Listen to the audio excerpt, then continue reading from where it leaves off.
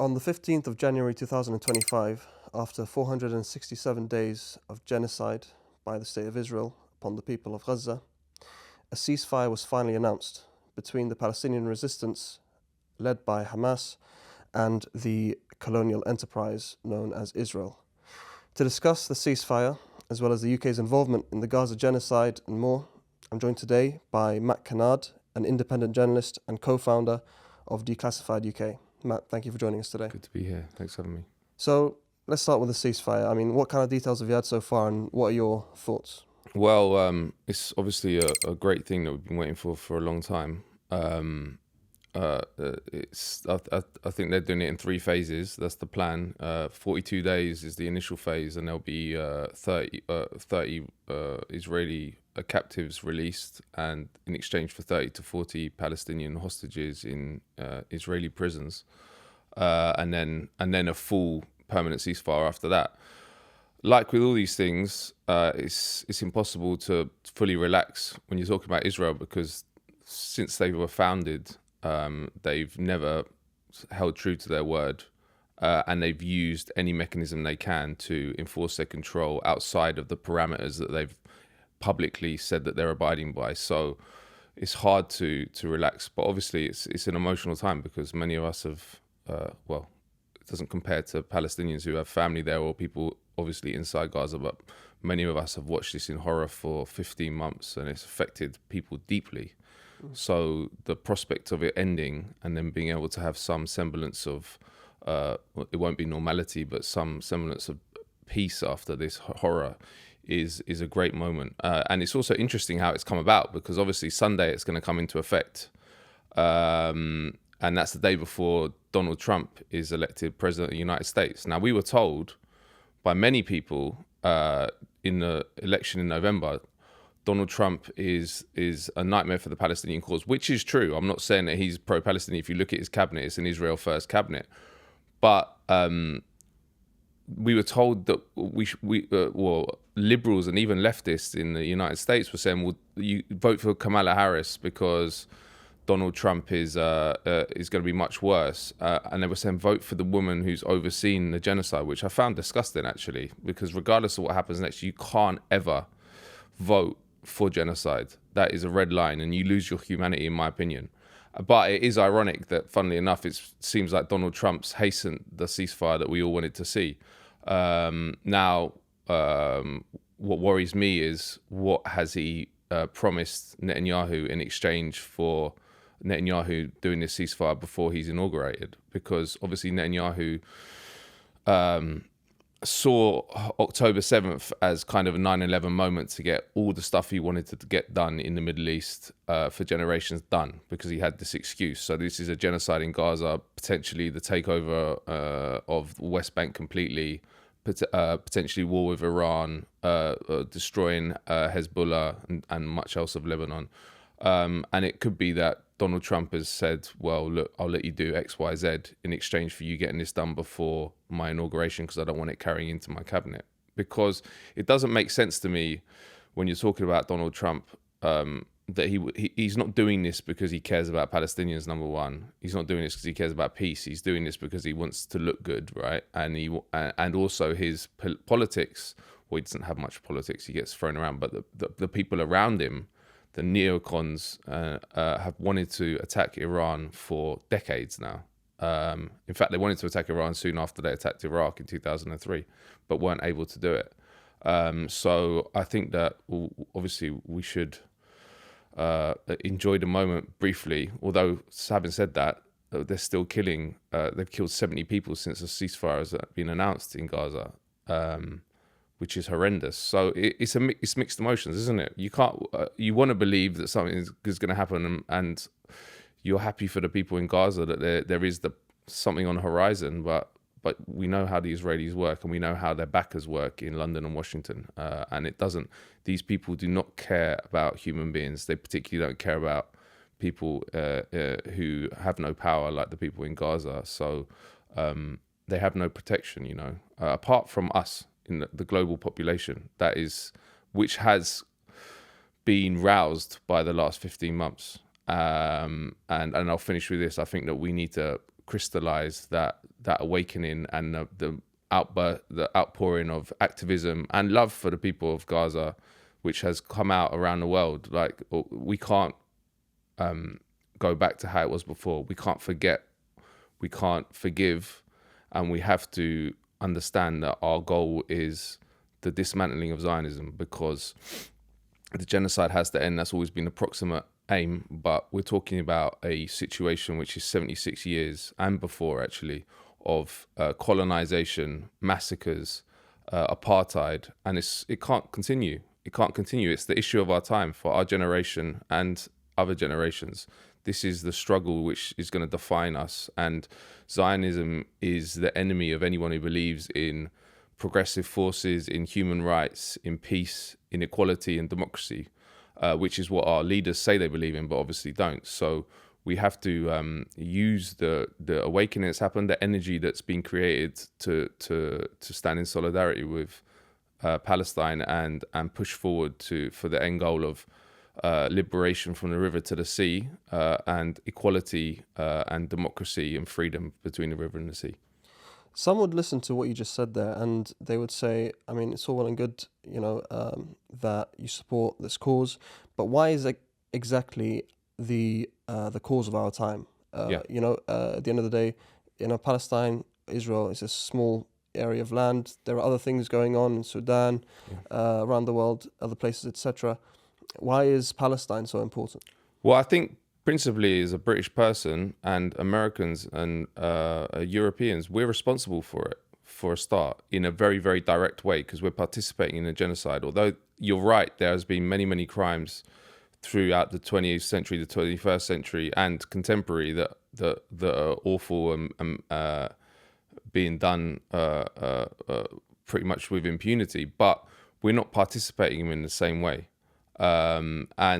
So as someone who pays taxes in Britain and who has some influence here, we can bring this horror to an end. So our focus should be on what can we do. Like, there's not much I can do on Sudan. I mean, I'm not saying people shouldn't do activism about these issues and shouldn't be involved, but when I'm evaluating what I can do, I think what can I do in the place I am, which is London, and what can I do when I've got a government which is participating in this genocide? The other side of it is with the issue of Palestine. It's also like the final Western colonial struggle, which is carried over from the 20th century, and you can see a microcosm of the whole system of imperialism in Palestine. And it's not just about Palestine. This settler colony was created by the British because they wanted to control the Middle East. And you see that. It's like the violence of Israel is not restricted to Palestine. We've seen massacres in Lebanon, which obviously is the latest in a long line of massacres in Lebanon. We've seen attacks on Iran, Syria. The Israelis are there as the point man for Western imperialism and to beat up the region and keep it backward and to keep it under the control of the West, and has been from the start. Soon after the Balfour Declaration was signed in 1917, the administrator of Jerusalem during the Mandate period, the British one, was asked why did the British support Zionism, and he said, we want to create a Jewish Ulster in a sea of potentially hostile Arabism, Ulster being Northern Ireland. So it was explicit that we need this little settler colony to control the Middle East and to control the oil supply and all this stuff. So it's fundamental to the fight against imperialism, I think. And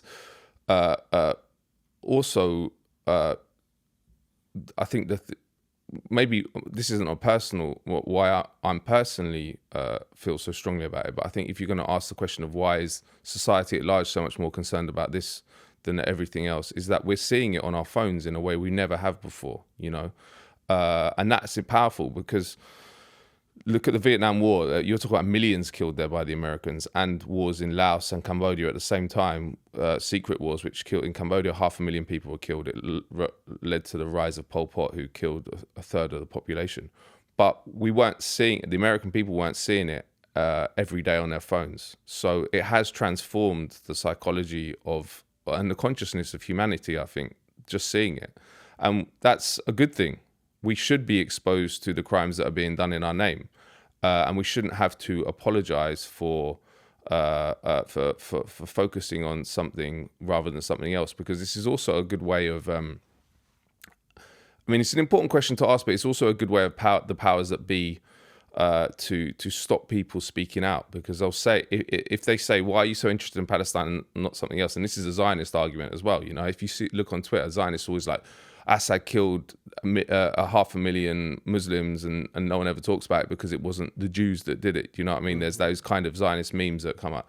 And what that kind of what's called whataboutism is to try and make people check themselves and say, maybe I shouldn't be as concerned as I am at Palestine, but the human feelings of solidarity, etc., that we feel with Palestine are natural and good ones and should be promoted. As I said, if the movement to free Palestine is successful, then it has ramifications for the whole of the Middle East and the world as well. You know, it's not just Palestine that would be affected. In terms of the imperial dimension to this issue, now you mentioned earlier that about oil, and you know, a large reason to why these empires, you know, they take control of regions and exploit them is for resources. In a world in which we are potentially moving away from oil, is this still going to be the case? You know, is Israel still going to be needed for empire in the same way that it has been needed before? Yeah, it's interesting. Well, it's an open question. There's something. I used to work for the Financial Times and I covered mining there, and they used to call. There was this kind of misunderstanding about, or people couldn't understand why all these countries that sat on all these resources ended up with these dictators and ended up being really poor. And they called it the resource curse. There was actually a correlation between actually having resources and having a messed up society, effectively. And that's because the imperial powers were basically needed you to be under control, so didn't allow you to go on a development path that was free of them. So in a way, I think that it will be a good thing for the Middle East when the resources run out, because there'll be less interest from the imperial powers that be, and they can actually like just function as normal sovereign countries that work in the interest of their people, rather than having governments that enact legislation that will give a bit of their resources back to their people that just get taken out. Like a good example is Iran, right? In 1953, that was oil, a coup that was done by MI6 and CIA, because the democratically elected prime minister of Iran, Mossadegh, nationalized the Anglo-Iranian oil company, and that up till that point, the Anglo-Iranian oil company, which became BP, was just siphoning all the profits out of the country, repatriating it to London, effectively. And he was like, "What? This isn't cool." And actually, the nationalization was interesting. It didn't give all the percentage to Iran, which actually I think they should have, and that's the best way to do it. It just lowered the degree to which it lowered the British investors' take, and gave more to the Iranian state. But even that was too much, and they took out a democratically elected prime minister who wasn't a radical, he wasn't a communist, which is what they said. And installed a brutal dictator, the Shah, who ruled up till the Islamic Revolution of 1979. So this is what I'm saying. That is the resource curse. You know, they won't even allow you to be a democracy if you have the temerity to actually use the resources in interest. So when the oil runs out, that there won't be the incentive to do that. And also, if you look at the Gulf states, which obviously have tons of oil. The imperial powers are not just don't just back them in terms of diplomatically and rhetorically. We have 11 soldiers embedded in the Saudi armed forces, and have since 1964, to keep them in power, to keep the oil coming. So when the oil runs out, they'll probably just be like, okay, we'll bring those boys home, and Saudi Arabia might be able to develop some democracy, or at least the people might be able to enjoy some freedom. So it is hopeful, but this reverts the whole ideology that we're fed, which is that we believe in freedom and democracy, and that is the guiding principle of our foreign policy. You know, when they talk about the fall of Assad, who was a brutal dictator, but that's not why we're celebrating him going. It was only because he wasn't our brutal dictator like MBS or well, there's plenty of others. King Abdullah. The list is long. But so yeah, I think that it is quite hopeful, and it's disgusting, really, that you have to run out of your own resources before the imperial powers leave you alone. But that's the situation we're in. And actually, I just wanted to add one point to the previous question as well, which was why Palestine? Why the focus on Palestine? Sorry, but I was just thinking this when you were asking the second question. But a very important point of it all is there's in the Western media, there's more propaganda about Israel than every other issue. You can talk quite openly about certain atrocities happening, and you won't get people defending it on the BBC every day. So there's also the point of when you're being faced with a media and an ideological system, which includes academia as well, constantly pumping out pollution and propaganda on an issue as important as Palestine. That again raises the bar for our activity, and we have to fight. We have to fight back against that. So again, there's that. I feel that as well. On other issues, I'm not seeing the degree of dehumanization and horrific defense of genocide, basically in other cases. So we should speak out. That's another reason why Palestine is so important, is because it's presented so differently in our media and in our ideological institutions than the reality on the ground. Yeah, I mean, you mentioned that. It reminds me of how the BBC, every single time a guest would mention that a genocide is going on, they say, oh, well, the Israelis would disagree, or they would deny that. Yeah. But they wouldn't say the same thing the other way around, obviously. Yeah, of course. And that is that's called both sidism. You know, we learned about this in journalism school, and it's kind of taught in elite journalism schools that the way to do journalism is say, this person said that, this person said that, and don't make a conclusion. And you're basically just like an algorithm that puts two different bits of information together. But I remember one of my professors said, well, actually, if someone says it's raining outside and someone says it's not raining outside, the thing to do is look out the window and see if it's raining outside, as a journalist. And I agree with that. Like you can make you can make an analysis of where the truth lies. And also you have to do that because states lie, not just Israel. Israel's particularly bad at it, but every state lies and corporations lie. So if you're just regurgitating what they say without some kind of analysis of where the truth lies underneath all that propaganda, then you're just you're part of the system. You're not doing your job as a journalist, which we're told is to be a check on power and actually reveal what the real dynamics of how the world works. But we don't have a media that does that. We have a media which basically, especially the BBC. I mean, the BBC is probably the most brain dead media organ in the whole world. Not the worst in terms of its ideology, but it's brain dead. Like when I used to live in the States, I preferred watching Fox News to BBC. Not because I agreed with what they're saying, but there was some kind of analysis. I don't know. It wasn't just literally congealed state propaganda. Okay. It was obviously attacks from the right, but they'd have different guests on that would say things that might shock you, and you might not agree with, but they'd be outside the confines of what the state had told us is acceptable.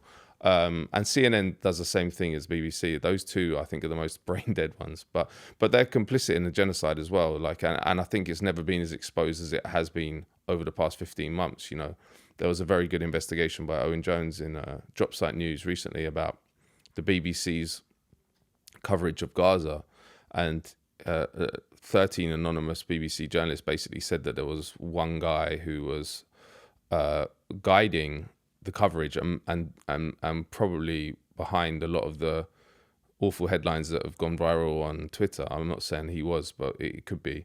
And then it subsequently came out that, I mean, it was funny because it's so explicit and so obvious in a way that we don't often see, but he gave an interview years ago saying that he used to work for the US State Department, and he was taken aside one day and told, just to let you know, you're not actually working for the State Department, you're working for the CIA.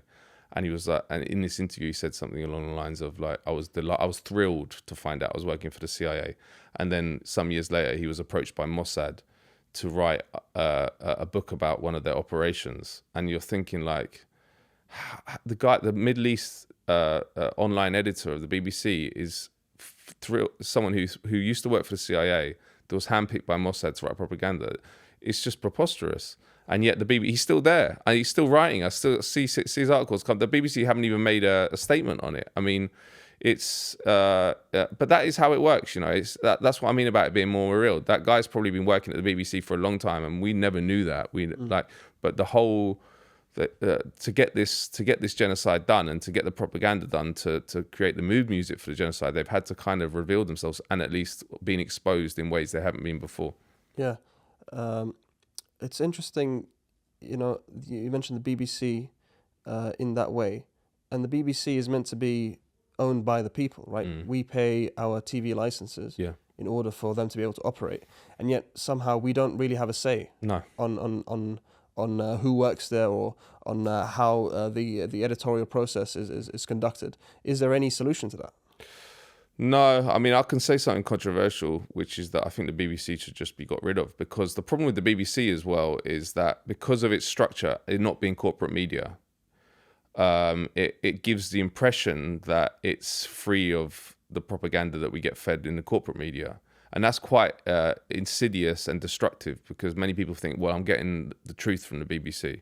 So it has this premium and on the information, and also has a massive outreach. If you look at the figures of what news is consumed, particularly older generations, BBC's like way out ahead of everyone else. So I think it should be disbanded. I think the model is great. I think having publicly funded media that isn't captured by the establishment would be amazing. But what they should do is take all the money from the BBC and actually put it into an independent one that's independent of the state, because the BBC, as it is a joke. And actually, I think that in terms of people interested in creating a new media, which I think we need to do and has been exposed more than ever by Gaza, is we're kind of just scratching at the edges if we don't create a funding infrastructure that can actually genuinely take on these massive corporate behemoths and state ones as well. And the only funding that could reach that level is unions and organised labour. But they don't seem to be interested in it.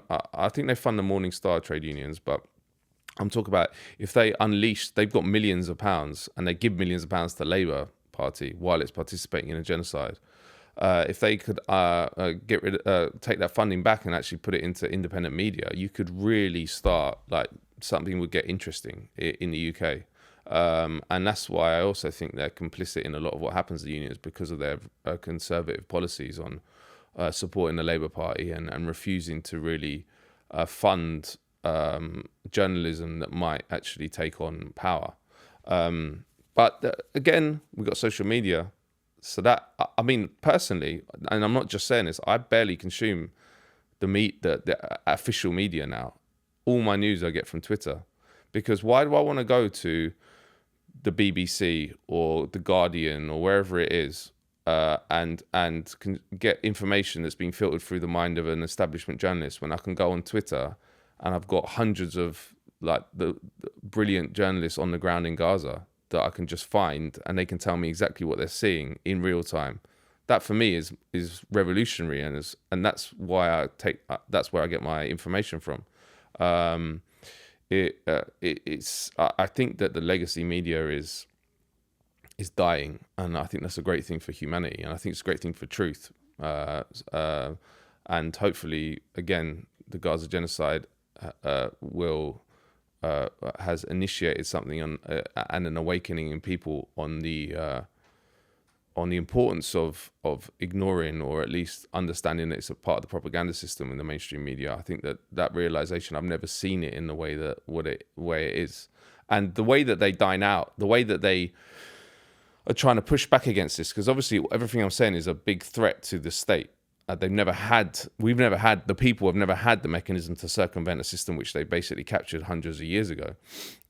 So they and without overt censorship, which they do, but it's not really permitted, and it goes against all the norms, you know, about freedom of speech and free press that we're told we have. It's quite hard to clamp down on it, and I think the way that they've kind of understood that they can clamp down on it is to promote this whole fight, which is a fake fight, a fight against disinformation and misinformation. If you look now, there's so many organizations set up to fight disinformation and misinformation, including BBC Verify, actually. I don't know if you've seen that. And all of that, if you look into the funding, it comes from like the UK Foreign Office, the US State Department. And what it's trying to do is taint any information which we don't receive through the legacy media and establishment media with the kind of suspicion that it's wrong, or it's misleading, or it has a political agenda. So it's quite successful, but I don't think it's as successful as they'd want it to be, because I think most people have kind of ignored it. I mean, it took off. It took off under Trump more than anything, with like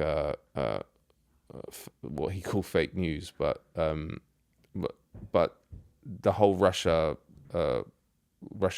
that was basically a whole invention that was used to justify trying to get rid of Donald Trump. But it was all about how everything, it was all Russian disinformation, and we need to clamp down on even like, the Hunter Biden laptop story, where his laptop he took it to a shop and it got revealed that he was all this corruption and various personal bad stuff he was doing. And you couldn't post an article. I remember, like, at the election time, you couldn't post the articles on Twitter. Like, if you tried to post it, it wouldn't, because they said that this is Russian disinformation. And then it came out subsequently that it wasn't at all. So I think people are waking up. They need to wake up, and they need to understand that the major centers of disinformation and misinformation in our society are the bodies that tell us they're fighting disinformation. So the government departments, the corporations, they're all creating the discourse based on their own interests and based on their own agenda. And truth gets tainted by those two forces, state and corporate power, as soon as it comes out into society. But it doesn't if you can get it via social media and get it direct from the journalists. And I'll just finish with this. Like, I've never seen a crop of journalists like we have in Palestine over the last 15 months. Just levels of heroism that are unprecedented, I think, because there's not. I also haven't seen it. You mentioned other awful things happening in the world, and there are, but I haven't seen the targeting of journalists to this level ever. Yeah, and they target the families as well. And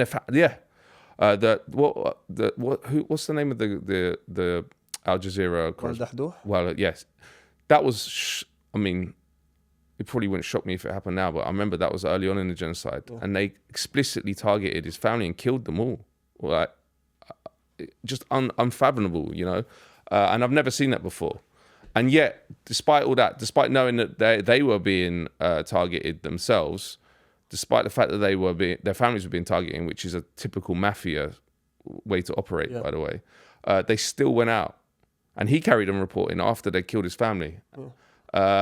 And even though they knew they were being targeted, just so we all knew what was being done in our name, that is levels of heroism that I've seldom come across, So, and that's enabled by social media, and actually Al Jazeera. To be fair to Al Jazeera, like, they have performed an extremely important role because I think Wael, he still is working for Al Jazeera, and Bisan Alda, she works for Al Jazeera, I think, and Hind Cowdrey. There's just I find it's interesting, these conversations, because I find it a bit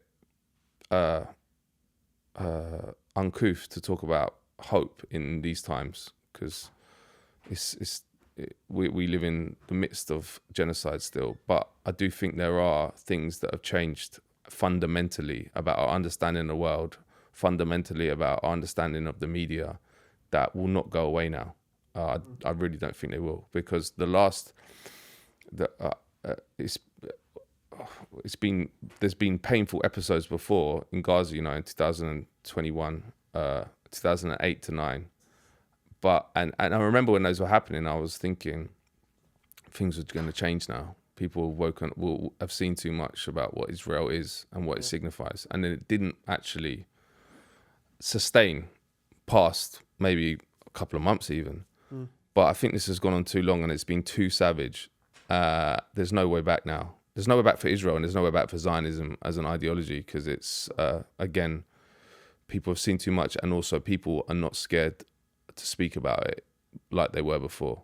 I've seen that a lot, and I'm sure you have as well. So, yeah, if we can take all those things forward, then in the long term, maybe things can change. In the medium and short term, it's probably going to be more pain for the Palestinians. But in terms of the courage of these journalists, it's not just courage; it's also humility.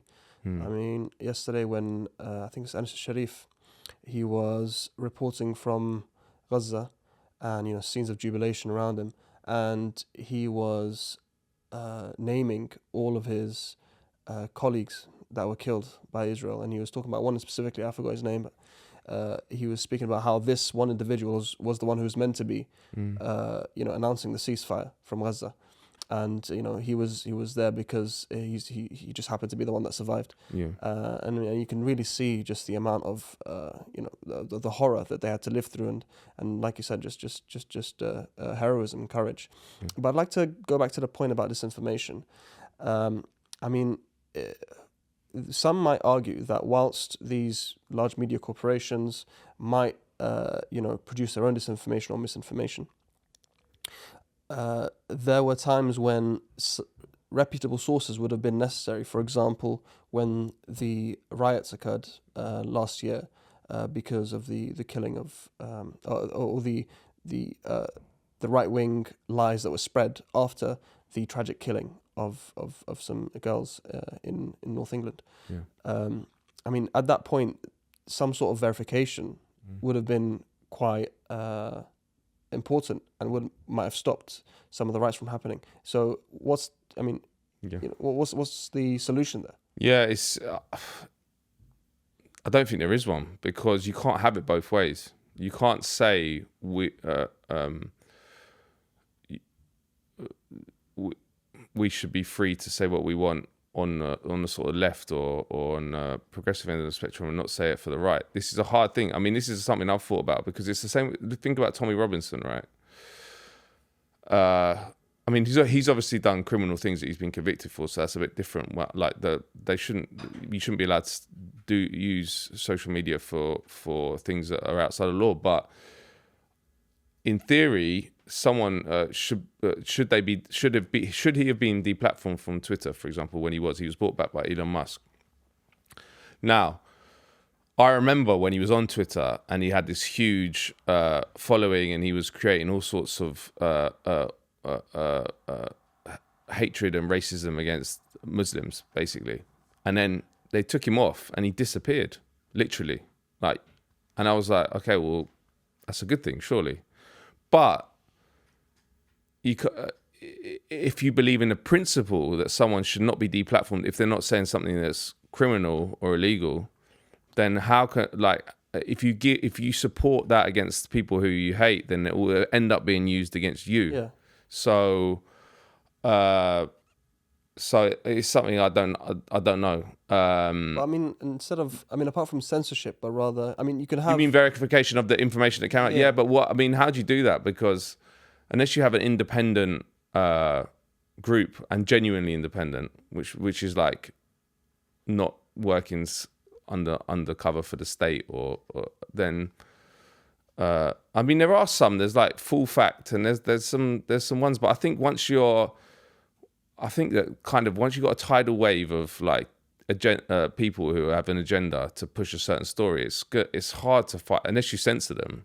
Even if you get the facts out, because the facts came out pretty quick on that, which kind of and it didn't stop, because I think that riot it was triggered by that one thing, but it could have been triggered by anything. So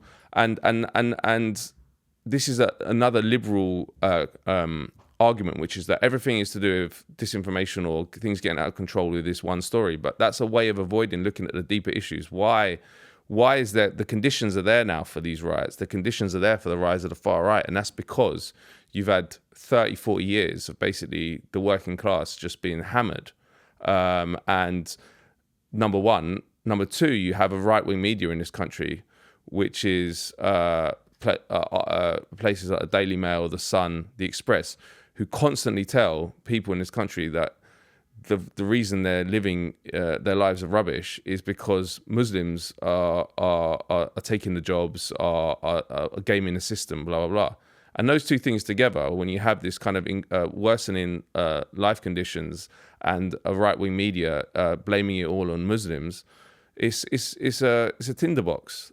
And the right-wing media are the ones to blame. And obviously they'll say, well, we need to verify the facts. But it's like, no, you need to stop spreading hatred, which has an impact, man. I think that maybe that's the main one, is because I don't read the Mail Express obviously regularly, but every now and then I'll look at it and it's incredible to see. It's like just explicit bigotry and lies about and people can't read that every day for years and years and not act eventually, because the other point is that it does go to a more fundamental question of our society, and not just our society, every society, which is that the oligarchs that own the big papers, the right-wing oligarchs, their whole existence and the whole reason they own those is because they want to stop people having an analysis of society and their own condition, which might impede on the power of the oligarchs. So they're not going to publish articles where they say, well, actually, what needs to be done is we need to tax the rich more, redistribute the wealth. We need to break up the control of the media by these oligarchs who don't pay tax, blah, blah, blah. You're never going to see that. So, and this is a trick as old as capitalism. What they do is they divide people and say it's all the fault of X group or Y group. It used to be Jews for a long time. Now it's Muslims. But unfortunately, we have to deal with what the situation is now. And the situation is now is like a tinderbox. Like there are lots and lots of people who believe that their conditions and their society is under attack by these kind of Muslim savages. A lot of people, and people like Tommy Robinson, are being supported by Elon Musk, one of the most powerful men in the world and the richest man in the world. And that's some red lines that are being crossed that I've never seen, because even Nigel Farage, who is obviously awful, but he's not a fascist. Well, maybe he is, but he's not he doesn't speak in those. But Tommy Robinson is a street fighting racist fascist, who has spent years trying to instigate hatred and attacks on Muslims. And when and in different times, he would have been a completely fringe figure, but now he's very, very mainstream and being supported by the richest man in the world and one of the most powerful men in the world. That is quite scary. And we have to fight back against that, because we can theorize about why it's happened, blah, blah, blah, all the time. But the fact is, it's there. And you saw it with the riots last year. And it does, I never really understood this whole thing people used to say, like, it divides our communities, because I hadn't really felt it personally. And then the riots last year, I remember on my roads, a Muslim woman it came on a group chat on our WhatsApp group chat for the thing. A Muslim woman who lives on my road was attacked in Walthamstow by some of these far right. And I was like, it does. And then obviously everyone was supportive of her, and that, but it does. This attack on Muslims divides everyone. Yeah. Because it just goes to the heart of it breeds hatred and breeds fear. Yeah. But having said that, I went to the anti-fascist march in Walthamstow, and it was enormous, and the fascists didn't even turn up. So I think that a lot of this battle is now going to be fought on the streets, unfortunately. And this was like when I was a kid in London. People forget. Like, I remember when I was at school, there was like NF, National Front, people in our school. I remember I'd see up graffiti N with the F on it. And then it went away for a long time. We had like Nick Griffin for a while, but he kind of fell away. But now it seems to be resurging. And it's all focused on Muslims. It's all focused on Muslims, which is terrifying for Muslim communities, but also everyone, because it won't end with Muslims, Like, this is the thing with Brexit as well. Like, as I said, if you have a working class which has been hammered for decades, and then they're fed all these lies. The previous one was, if you vote for Brexit, everything will be fine. All our problems we're not a sovereign country, it's the EU's fault.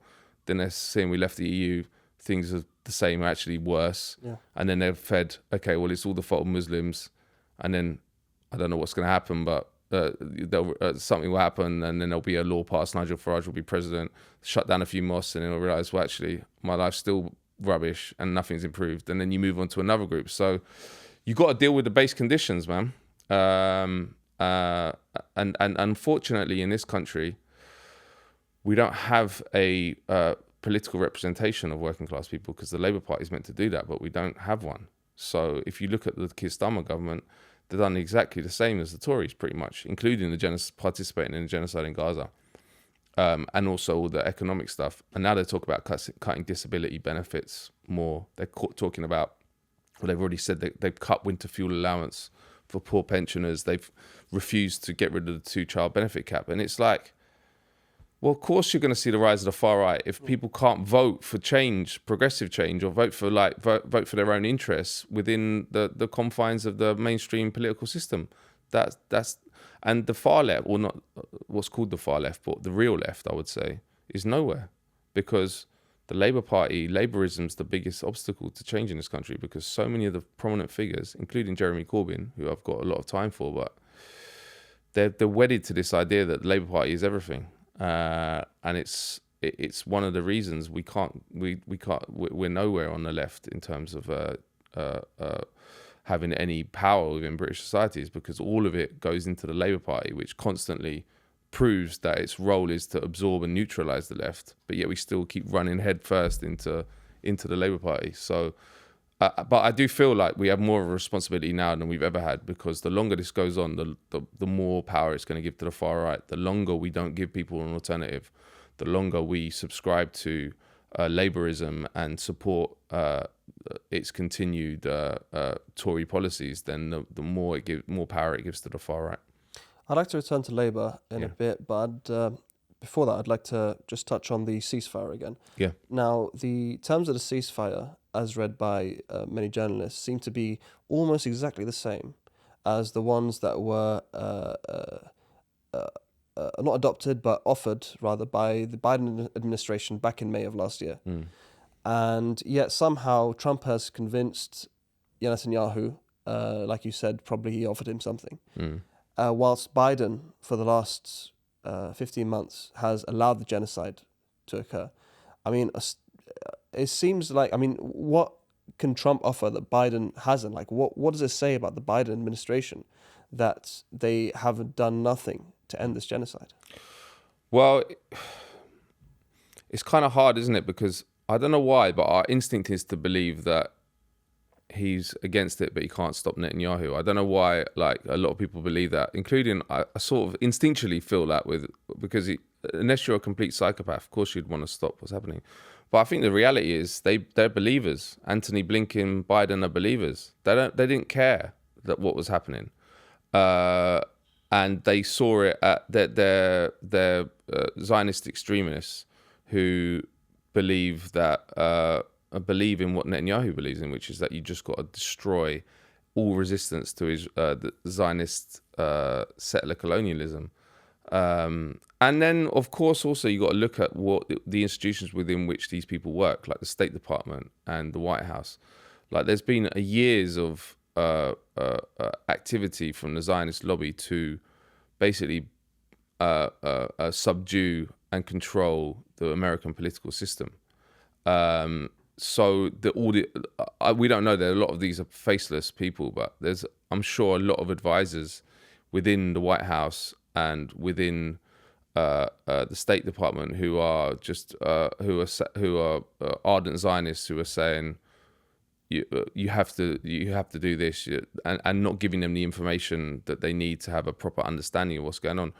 I mean, that does take some responsibility off them. So I shouldn't say that's like the overriding factor, but I think that they're just ardent Zionists, and it's a misunderstanding to think that American politicians give a shit about Palestinians, but give a shit about anyone.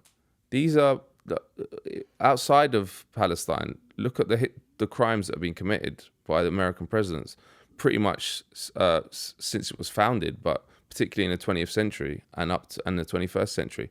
The war in Iraq, like, that was obviously couched in all this nice language about human rights and democracy and stuff. But that was a unbelievable crime that was carried out by George W. Bush, and that's because they don't care. They don't care about people. They don't care about the global population is chess pieces on a chessboard for them. And if it's required that you kill 200,000 people in Gaza, if it's required that 1 million people have to die in Iraq for us to get what we need and what we want, then it's fine. So it's interesting because it's obviously shocking because they're quite well presented people. They have families and they come out of like establishment universities like Harvard and stuff. So your instinct is to think, well, they can't be complete psychopaths, but they must be, because like, how can you watch what's happening in Gaza and not only not want to stop it, but be okay with being basically the people that are allowing it to happen, because the US could have pulled the plug at any time. So they are psychopaths, and they have to be psychopaths to operate in that position. I don't think you can be an American president without it, because you can't understand the level of human suffering that is required by your policies and not want to and remain in position. Anthony Blinken's a weird one as well, because he particularly looks like a little dweeby, nerdy guy. Like, he doesn't look like your stereotypical. No. But then there's this goes back to like the Nazis as well, you know, the banality of evil, that Hannah Arendt comment about, I think she was talking about, not Goebbels. Anyway, she covered the Nuremberg trials. It was Eichmann she was talking about. And Eichmann, who was a key part of the Nazi regime and the Holocaust. And she was mentioning this whole idea of like how these people, like they didn't appear that in their daily lives, and how when they testified as psychopaths and deeply evil people, but yet what they were doing was just some of the worst stuff in human history. And she called it the banality of evil, and that's what I feel with Secretary Blinken. It's like, he's banal, he's nerdy, he's a dweeb, but yet he's overseen the massacre and the mutilation of tens of thousands of kids, and done it all without apparently shedding a tear at all. So, yeah, to go back to your question about what does it tell us about Biden and Blinken, it tells us that they probably were they were probably big believers in it all the way through, and because Trump came in and stopped it for whatever reasons. I'm not saying it was for good reasons or because he cares about the Palestinians, but he did. So what he has done and the ceasefire that's come has really, really exposed Biden and Blinken, but also the Democrat Party, because they've spent so long saying we're working tirelessly for a ceasefire. That was their line that was parroted by liberal stars like AOC and even Ilhan Omar. All while that was all complete rubbish. Yeah. And they knew, and even the other side of it is they were just repeating all the propaganda. They could have actually publicly, even if the Israelis weren't listening to them privately, they could have said things publicly which contradicted them and put pressure on them, just because they are the most powerful country in the world. But they never ever did it. They just repeated all the lies, and it's shocking. It's shocking because they're meant to be the good guys, you know. But it's the banality of evil, man. They will be remembered for nothing else apart from the Gaza genocide, and they'll be remembered as some of the worst monsters in history, because we don't even know the levels of suffering that have happened compared to the reality on the ground. Like, I was just reading an article the other day about Jabalia, which has obviously just been basically exterminated. And there was the figures that they've got for how many killed there are they're 2,500, but they're saying we can't, there's absolutely no way we know how many, because we can't even, if there's ever a call out, we can't go because we just get sniped. So there's so much information, and there's bodies just decaying in the street. So we don't even know the levels of depravity, but it will come, and which is also why Israel is not allowed in any Western journalists. But as more and more comes out, as more and more it is revealed about the lack of action behind the scenes by the Biden administration, they're placed in history as some of the worst monsters, alongside Nazis, and plenty of others will be assured. Yeah, I mean, Genocide Joe has definitely stuck. Yeah. A lot of people have been saying that it's actually the Zionist lobby, it's the Israel lobby. I mean, there's several notable names, and a lot of right-wingers, surprisingly, have jumped on this bandwagon, ostensibly anti-Semitic right-wingers who want to blame everything on the Jews, etc. But from my perspective, I mean, it might be the case. It would have been the case, or there would have been a stronger case, if the American foreign policy would have been is regularly just a good, positive foreign policy that helps people. But if you look back through history, especially the 20th century, Vietnam, Korea, South America, Iran, like you mentioned earlier, I mean, it's a pattern of complete disregard for the humanity of these people who they want to be their subjects. And it seems to, I mean, what's happening in Palestine today seems to just fit in with that pattern. I don't know what your take on that is.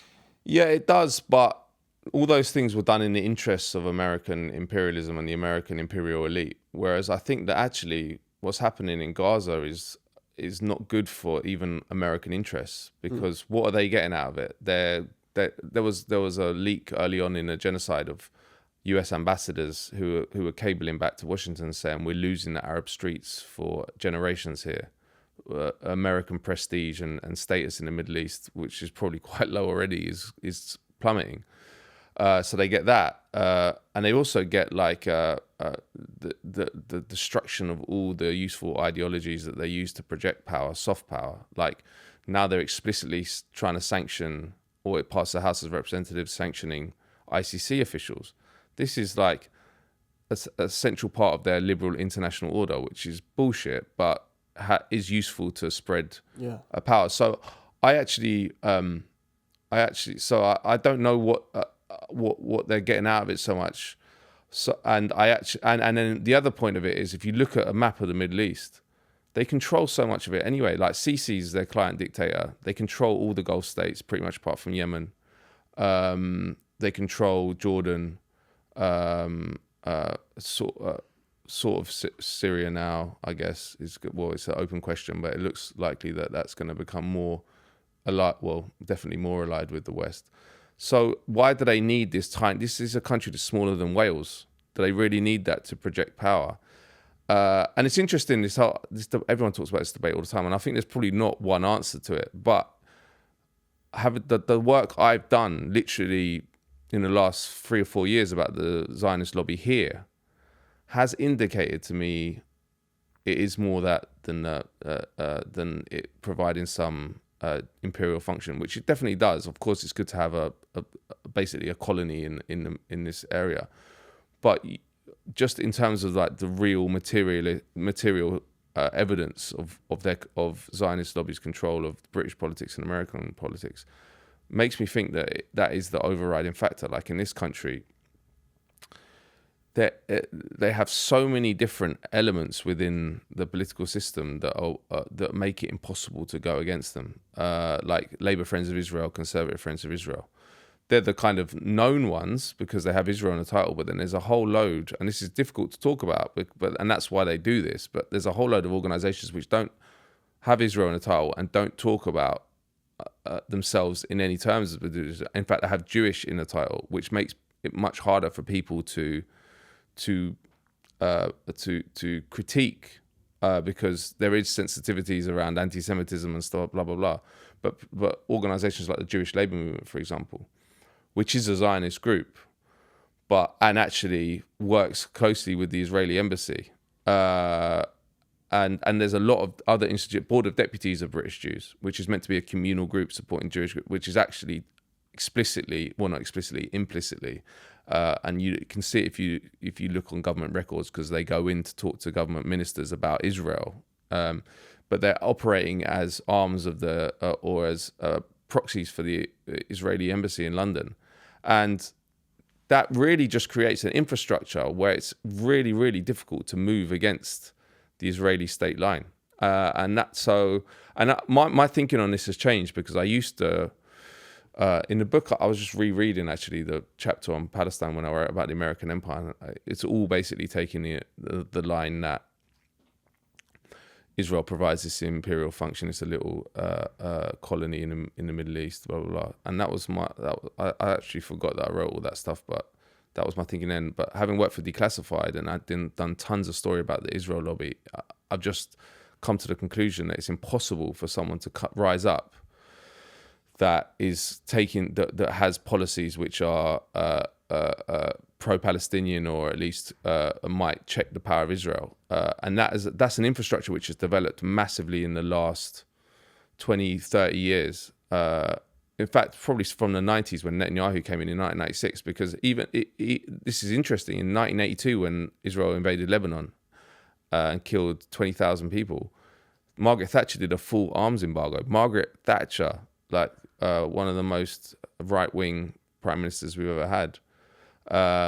That's unthinkable now under Labour or Tory. And I don't think that's because Israel was less useful to us in 1982. I think it's just because this infrastructure of the Israel lobby has grown and grown and grown and made it much, much harder to operate. I mean, the other point of it also is that the British foreign policy is basically made in Washington.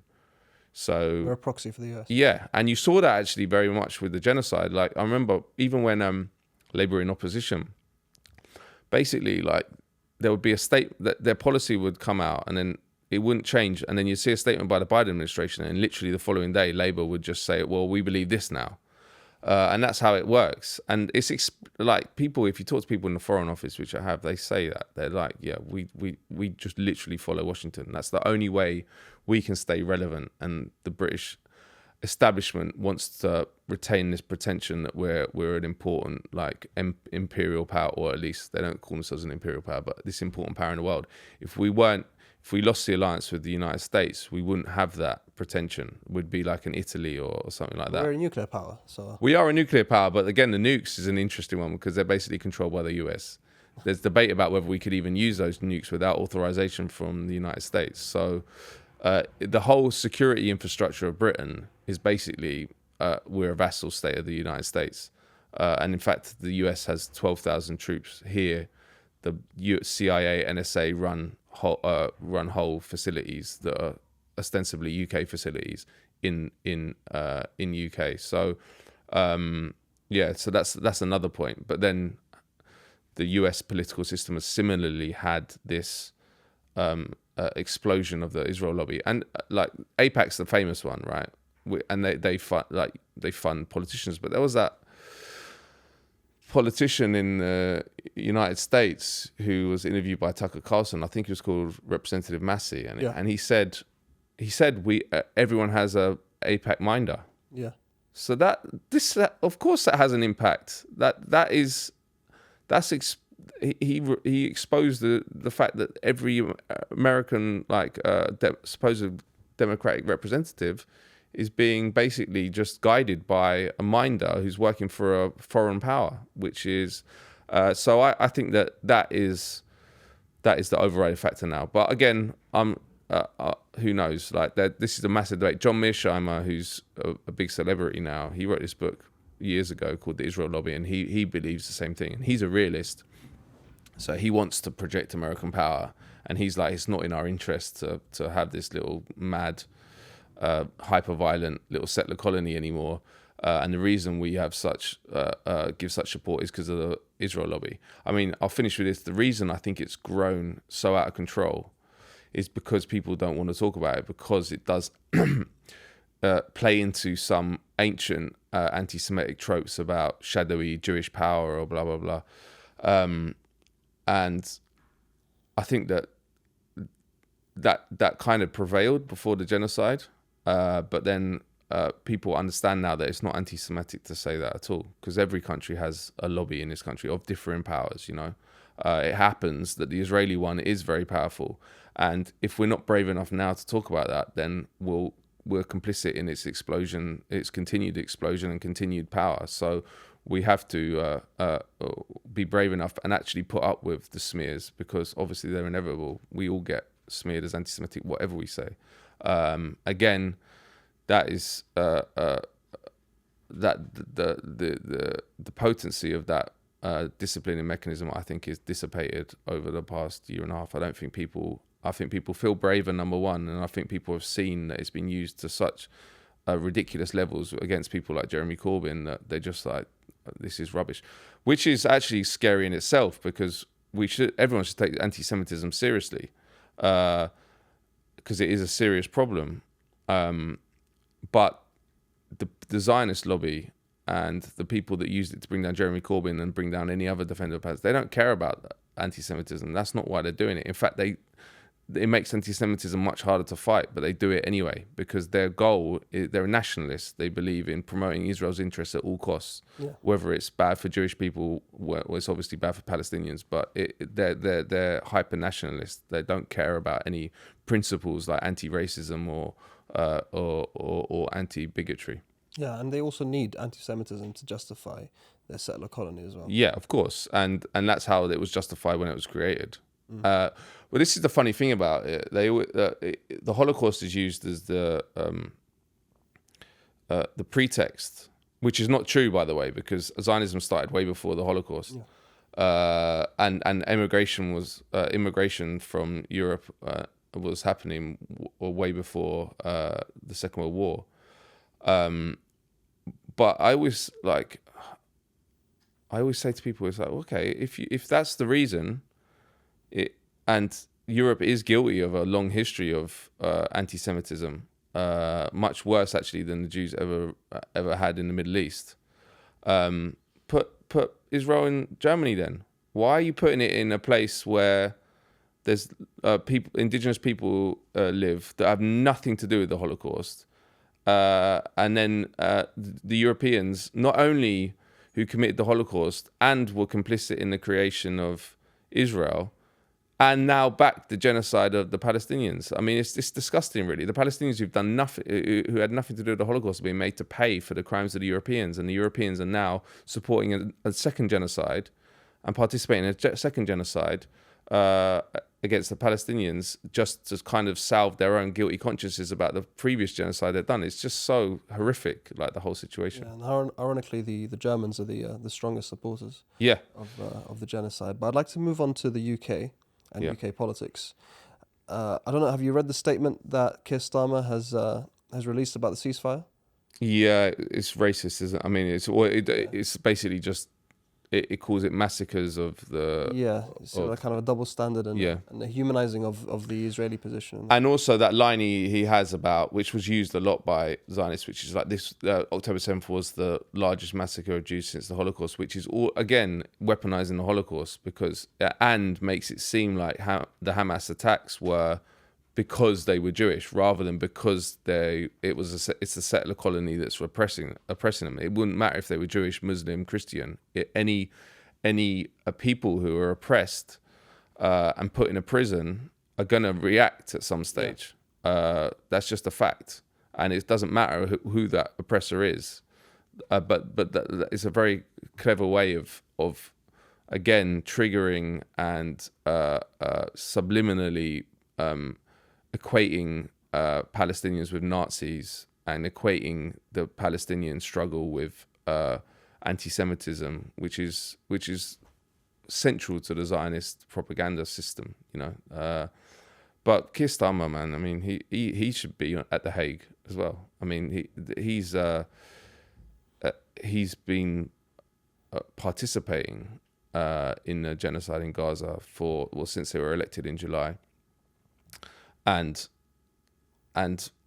his statements, even before he got into power, you remember that one on LBC? I mean, that was shocking, man. That was shocking. Yeah, and just the way he said it just a man without a spine. No, without a soul.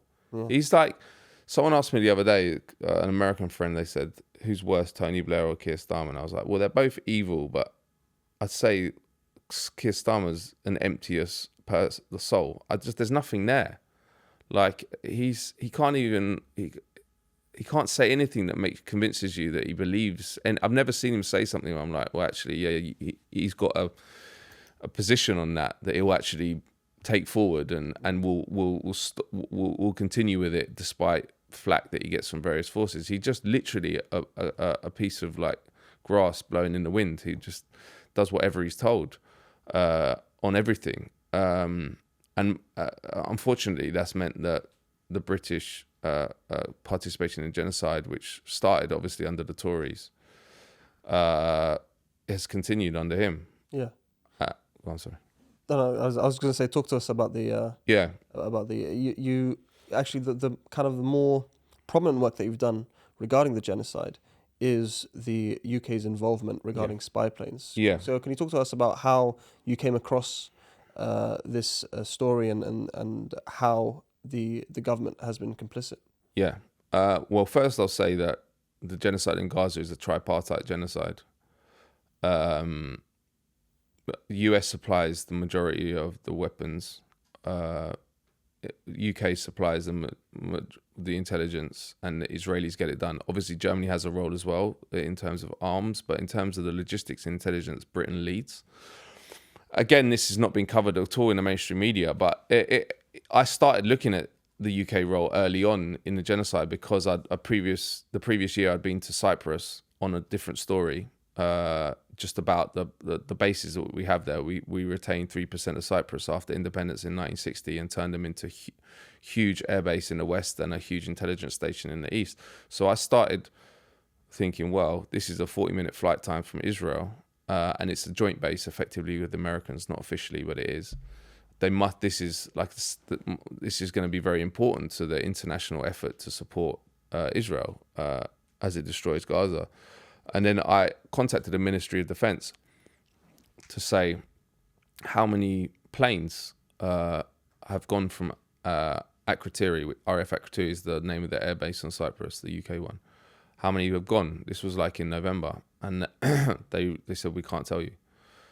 So, and when I get told that by a government department, I'm like, well, I need to find that out then. But I'd never really used flight tracker websites before, but then I now know them like the back of my hand because I've just been. But so I started thinking, well, how can I construct that, or how can I find that data without being the Ministry of Defense divulging it? So I started looking on this one particularly. It's called Radar Box, and then Radar Box actually was showing how many planes were going from Akrotiri to Tel Aviv and other bases in Israel.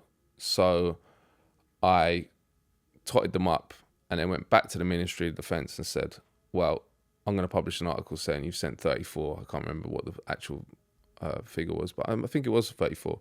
And they sort of panicked and they were like, what? That's wrong. And I was like, well, if you're not telling me, I'm just going to say this is what I've found independently. So they actually reversed course and then said, well, look, we'll tell you that it was 17. So I don't know what Radar Box, whether the Ministry of Defense were lying or Radar Box was, the information wasn't correct. I don't know. But anyway, so I published the article originally, the first article saying 17 flights have gone to Israel. And these were all, by the way, massive military transport flights. They're called A400Ms and C-17s. They're massive. You can put tanks in them, 150 troops. Wow. Yeah, so serious. And then they kept going. Up to January, 48 went. According to the Ministry of Defense figures. Again, I generally don't think they lie because when on specific numbers because they could get caught out. So it's probably true, but it could be more.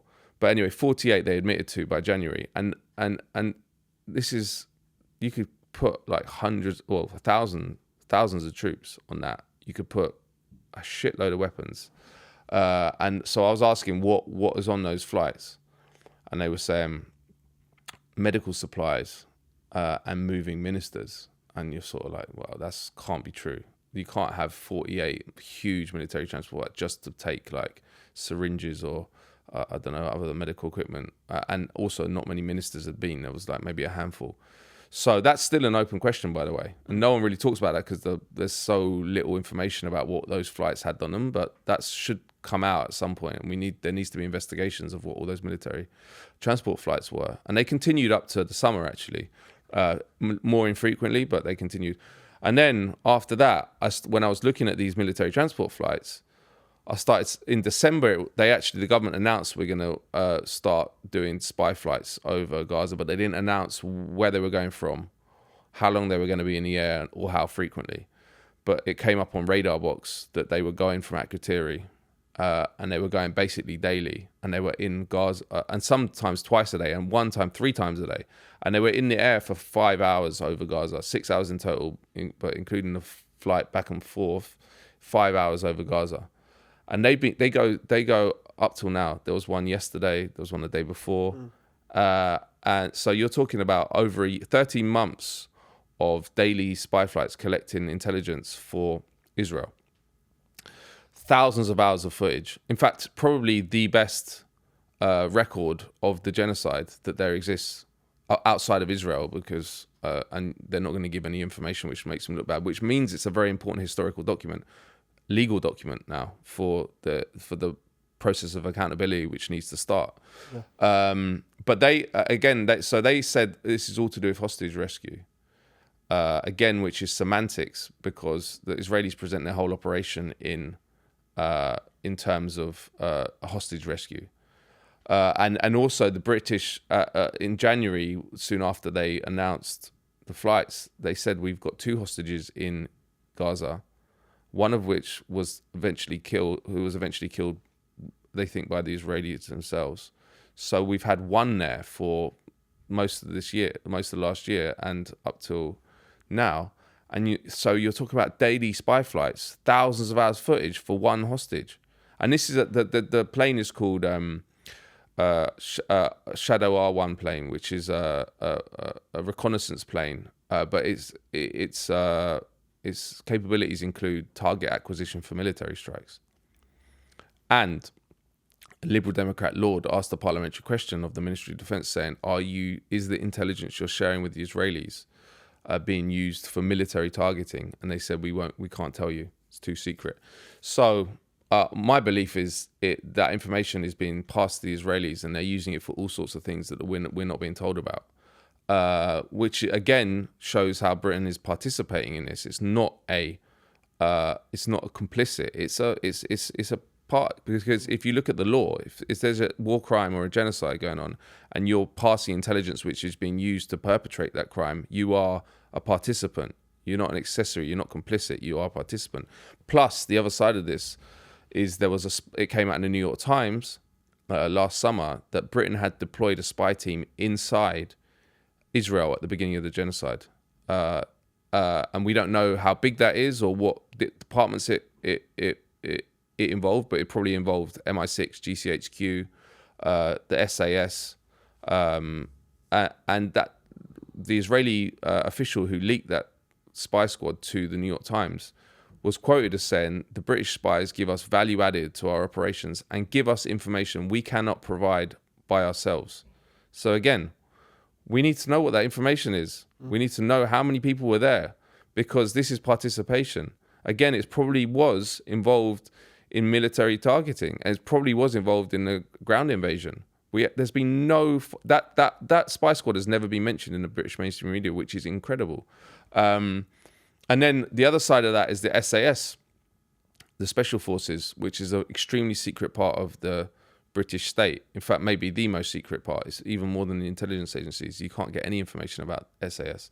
But the Sun, it was leaked to the Sun on October 27th, so soon after October 7th, that the SAS had deployed 2 RAF Akrotiri on Cyprus for Gaza operations. Wow. They said the person that leaked it said it was for hostage rescue, but again, they say that about everything. But they were, and then the following day on October 28th, a D notice, which is a censorship notice which can be sent out by the UK Ministry of Defence, was sent out to all media saying don't publish any more information about UK Special Forces role in Gaza. The only reason we know about that D notice, because one of the facets of the D notice is you're not allowed to publicise it. The only reason we know is because Socialist Worker received it as well, that small weekly paper, and they publicised it. But since that day, October 28th, we've not had a single word about what UK Special Forces have been doing in Cyprus, in Israel, and potentially Gaza. And they've obviously been...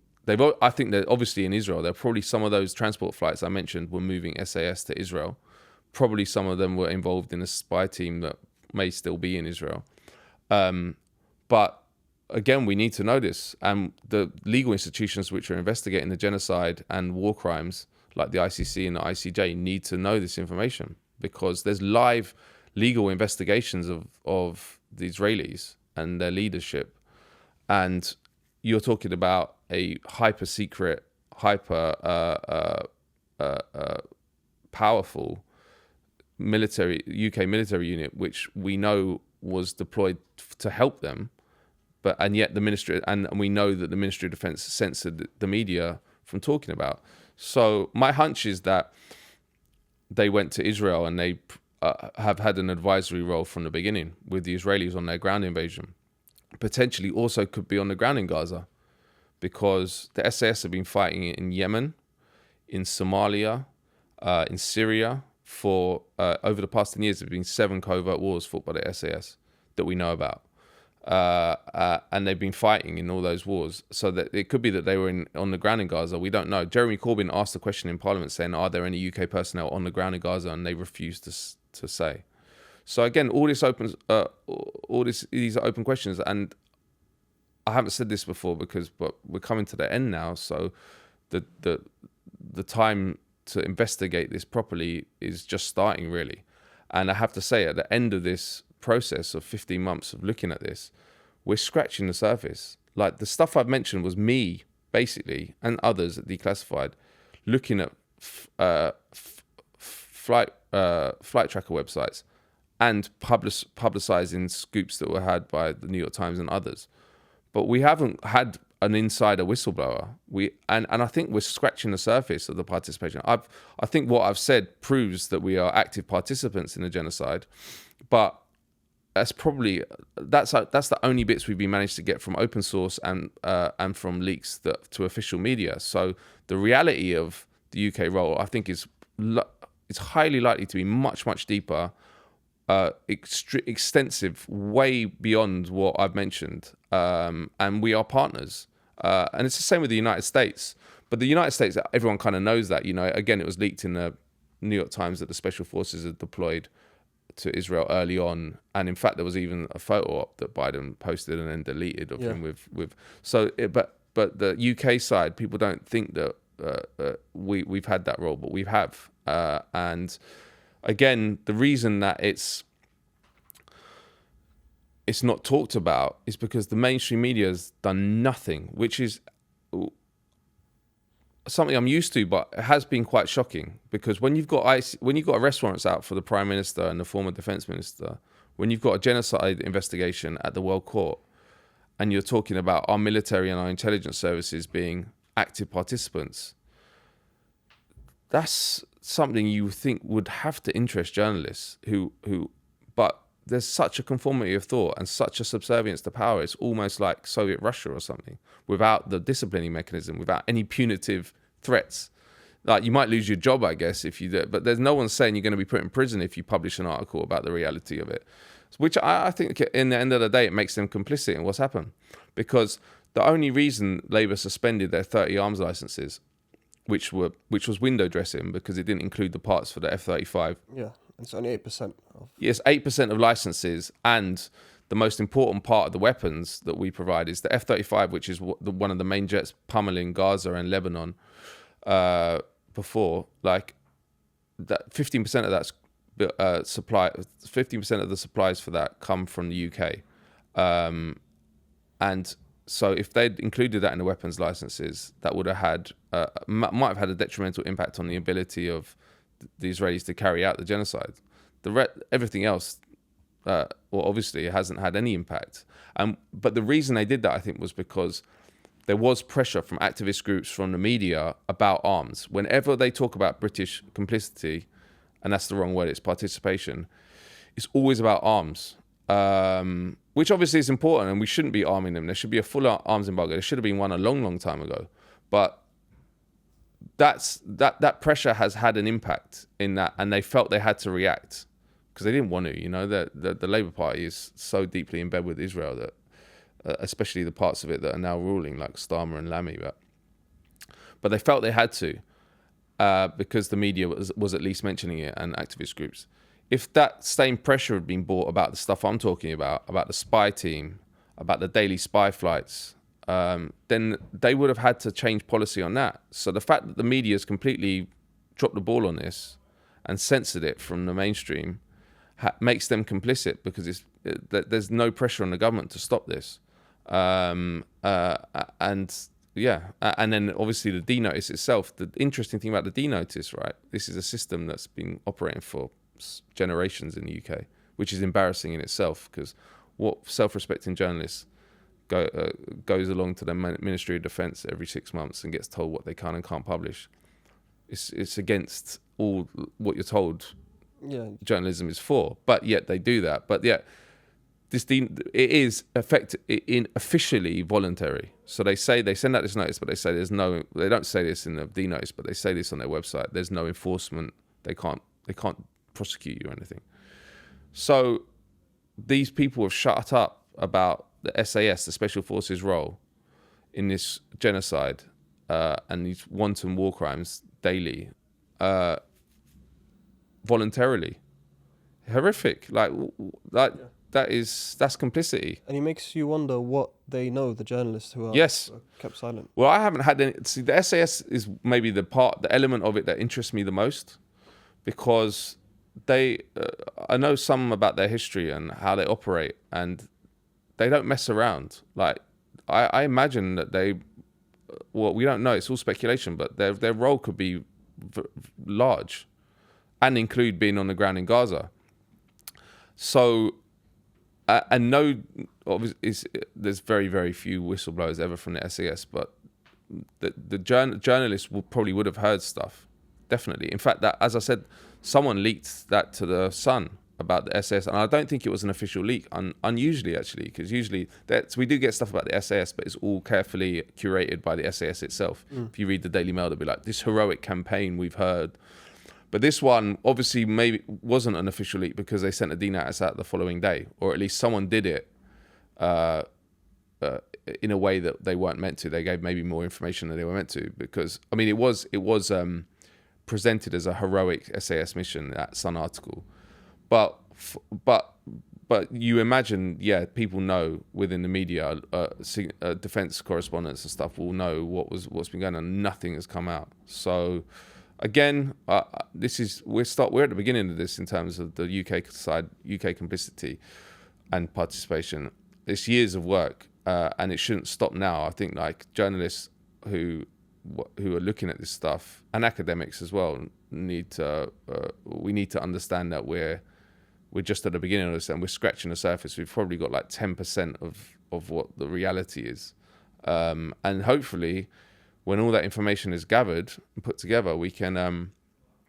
It will end with the prosecution of the ministers responsible, because this is another important point about the future and why Gaza will be a turning point, whether that in a good way or a bad way. This will happen again if we allow the people who did it to get away with it. And I'm not talking just about the Israelis. I'm talking about their international sponsors and international participants like Britain and America. It's a fundamental understanding in our society that if you don't have a system or a punitive system in place to deter criminal activity, it happens again and again. That's what prisons are basically for. Yeah. They're to send a message like, if you do this wrong, you're going to go to prison. So all these politicians that have lived with impunity pretty much forever, if we talk about Western politicians,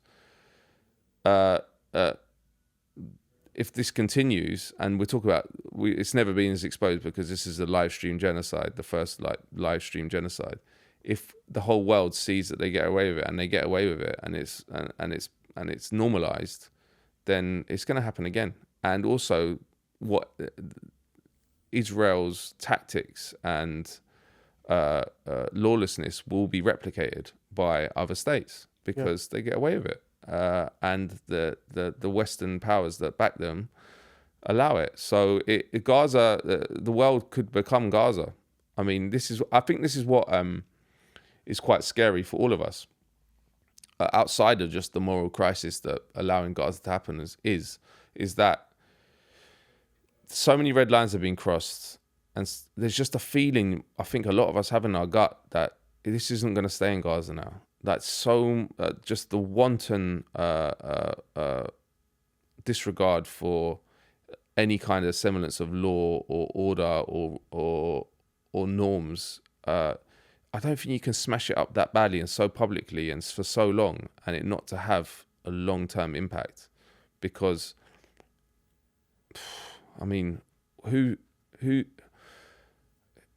what could you do that's worse than what? I mean, apart from like putting everyone in gas chambers, like, I mean, this is a genocide. It's not a industrialized genocide like that, but they're setting fire to displaced people camps. They're burning people alive who are on IV drips. You know, like the images that are etched into all our minds. It chills me that we allowed this to happen, and we've had all our leaders backing it. That I just don't think that you can see that, and we can experience this for so long and it not have some deep, profound impact on the future of our world. I mean, there's the amazing doctor, I can't remember her name, Tanya something, and she was in Gaza and she gave testimony at the UN, and she said, I felt like I was experiencing the end of the world. That's what she said. And that felt like it resonated with me. Obviously I haven't been in Gaza, but I was just like, that's a feeling that I had. I was like, I feel like I'm watching the end of the world and the end of humanity that we allowed. Definitely the end of the world as we know it. Yeah, for sure. And obviously that throws up two options. It's like, we can rebuild the world in a better way, or we can rebuild it in the same vein as we've watched. I mean, I don't like to give false optimism. My feeling now is that the balance of power is so heavily stacked on the side of evil that we're in a bit of a tough situation to turn this round. But you never know. I mean, things happen fast. You know, things can turn around. But it's not a optimistic moment in that respect. Let's talk about our foreign minister, David Lammy, briefly. Yeah. He was recently been seen in photos with the Israeli ambassador to the UK, and then afterwards, I think, with the Palestinian Authority president. What exactly is going on there? Like, what's Lammy trying to do here? Well, he's a disgraceful and immoral individual who is only interested in power, and his whole life has been set up to try and gain the position he's in, foreign secretary, maybe prime minister too. So he'll do whatever he's told to further his career. That's the basic reality of it. And that, in this context, means that he will consort with these foreign officials, these genocidal foreign officials. Like the ambassador, the Israeli ambassador to the UK, she's someone who went on TV and said that we have to take out every mosque or school or whatever it is because they're all hosting Hamas, just genocidal language. She's far right racist, and he's fine with that. And in fact, even going to Israel, it's mind-boggling. And in the context of all this, it's mind-boggling. But the only thing that explains it is he's a moral vacuum, and he is in a position now that he's had his eyes on his whole life, and he will never ever take a position that will make it harder for him to stay in post. And obviously the balance of forces within the Foreign Office where he's working are heavily stacked in the favour of Israel, and he's being told, you got to do this, you got to do that. But he went to Israel even as shadow foreign secretary, didn't he? Shook hands with Netanyahu. I mean, he's a vile individual, and again will be remembered by history solely for his enthusiastic support for genocide and the genocidal officials who are carrying it out, and for being a participant as well, because the Foreign Office obviously its role is central to all the things I've described. But he was prepared for power long before. You know, there was a meeting of the Bilderberg group. I don't know if you've heard of the Bilderberg group, but there's a lot of conspiracies about them, but they basically are a conspiracy. It's like a network of elites that meet in Washington. And I think maybe in 2021 he went when he was being prepped for the position that he's now in, or maybe it was 2022. But his flight was paid for by Sir John Sawyers, who was the head of MI6 from 2009 to 2014. And so he's in that world.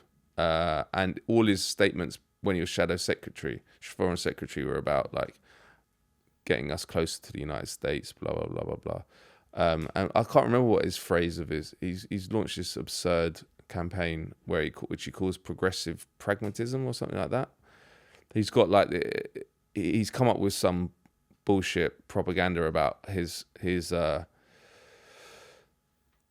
program in the Foreign Office, but it's a misunderstanding of these people to impute ideology to them. They don't have ideology. They don't believe anything. They don't have principles, right or left. They just don't. They're just bits of grass in the wind. They will do what is needed for when they're in power. Like this is what when people say Starmer's right wing or Lammy's right wing, they're not right wing. They're nothing. They don't believe anything. It's wrong to impute ideology to them and to impute any kind of principle, even one that you disagree with. And I think that is a bit different to how it used to be. Like the whole political class is like that. People like David Cameron, again, Boris Johnson, they don't believe anything, or at least they don't believe anything strongly enough to go against power, basically. Well, and I think that, interestingly, like Margaret Thatcher was different. Like she was a ideological sort of. She had a fervor about her. She really believed something, although I totally disagree with it. Like she was someone who would take decisions based on some ideological conviction. So yes, I've got nothing good to say about David Lammy. I think that he'll be remembered as a genocide promoting monster, basically. There's no, and I hope he will be taken to The Hague. I mean, at the end of the day, that sounds like an extreme statement, but that's because we've been fed years of propaganda where you can't even imagine that a Western leader might be put on trial for their crimes, but he is complicit and a participant in these crimes, and he should be taken to The Hague. And we can push for that, they call it the Overton window, like this idea of what is imaginable by the general population. Yeah. And it's moving all over the place at the moment. Yeah. Gaza is like scrambled it completely. People are saying things, Zionism, you can talk about the Israel lobby, you can talk about Western politicians being put on trial in a serious way. You can talk, even the ICC arrest warrants themselves are unprecedented. And that's moved the Overton window massively, because just psychologically, for people who aren't even aware of how the world works in a real way and have been fed on the propaganda, just seeing a Western leader with an arrest warrant just completely blows up everything we've been told out of the water. This is what I said early on in the genocide. We've got an opening on Zionism and the Israel lobby, and we've now got an opening on Western leaders being held to account. So we have to push a bus, or drive a bus through that opening, and it could happen. It could happen if they can send them for Netanyahu and Gallant, and say they're convicted, which I doubt they'll ever go somewhere that will actually arrest them, but we can hope. Or if the genocide case is found in favour of South Africa, that gives us the tools to get these people to court, because I don't, as I say, the stuff I've done and Declassified has done, which is basically the only investigations. I'm not just saying that to sound arrogant. I think it's disgraceful, but in terms of like this story, there's no one else has been covering it. But I think we've probably collected enough information to actually bring a case against them. And then then you have the process of discovery. You have other journalists coming in over the years. Like it's not preposterous to say if they're found guilty of genocide that we could get our own politicians easily show them to have been participants, and then we got the precedent that the genocide happened. Like things can happen. So yeah, David Lammy, monster who should be in court and hopefully will spend a lot of the rest of his life in prison. You've painted a somewhat bleak picture for the current situation, especially in the UK. We are ruled by people without any values, without any principles. Both major parties are not only complicit, but participants in genocide. And they are holding some potentially very key evidence. for the ICC and ICJ cases. For activists in the UK or just people of conscience, where does that leave us? What steps can we take to make sure, or at least push for, justice to be served, at least within our context? Yeah, it's a difficult one. I'm probably not the best person to ask this. There's a lot of good legal organisations now that are working on it. There's a lawyer called Tayyab Ali who's working on it. So I would say support those groups. And also just activism, because the way the Overton window, which I mentioned, moves is because of activism outside of the mainstream. Like the mainstream stays static and then has to respond to activity on its periphery. And the only reason that we've seen all these changes is because there's been so much amazing activism.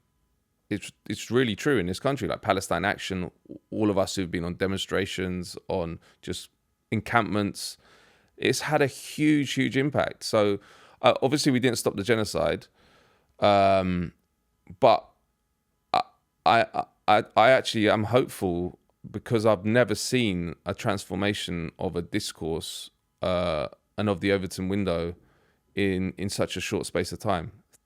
The whole understanding of Israel, of Palestine, is transformed, and that's only because of our actions, the activists in the UK, and it's obviously been mirrored around the world.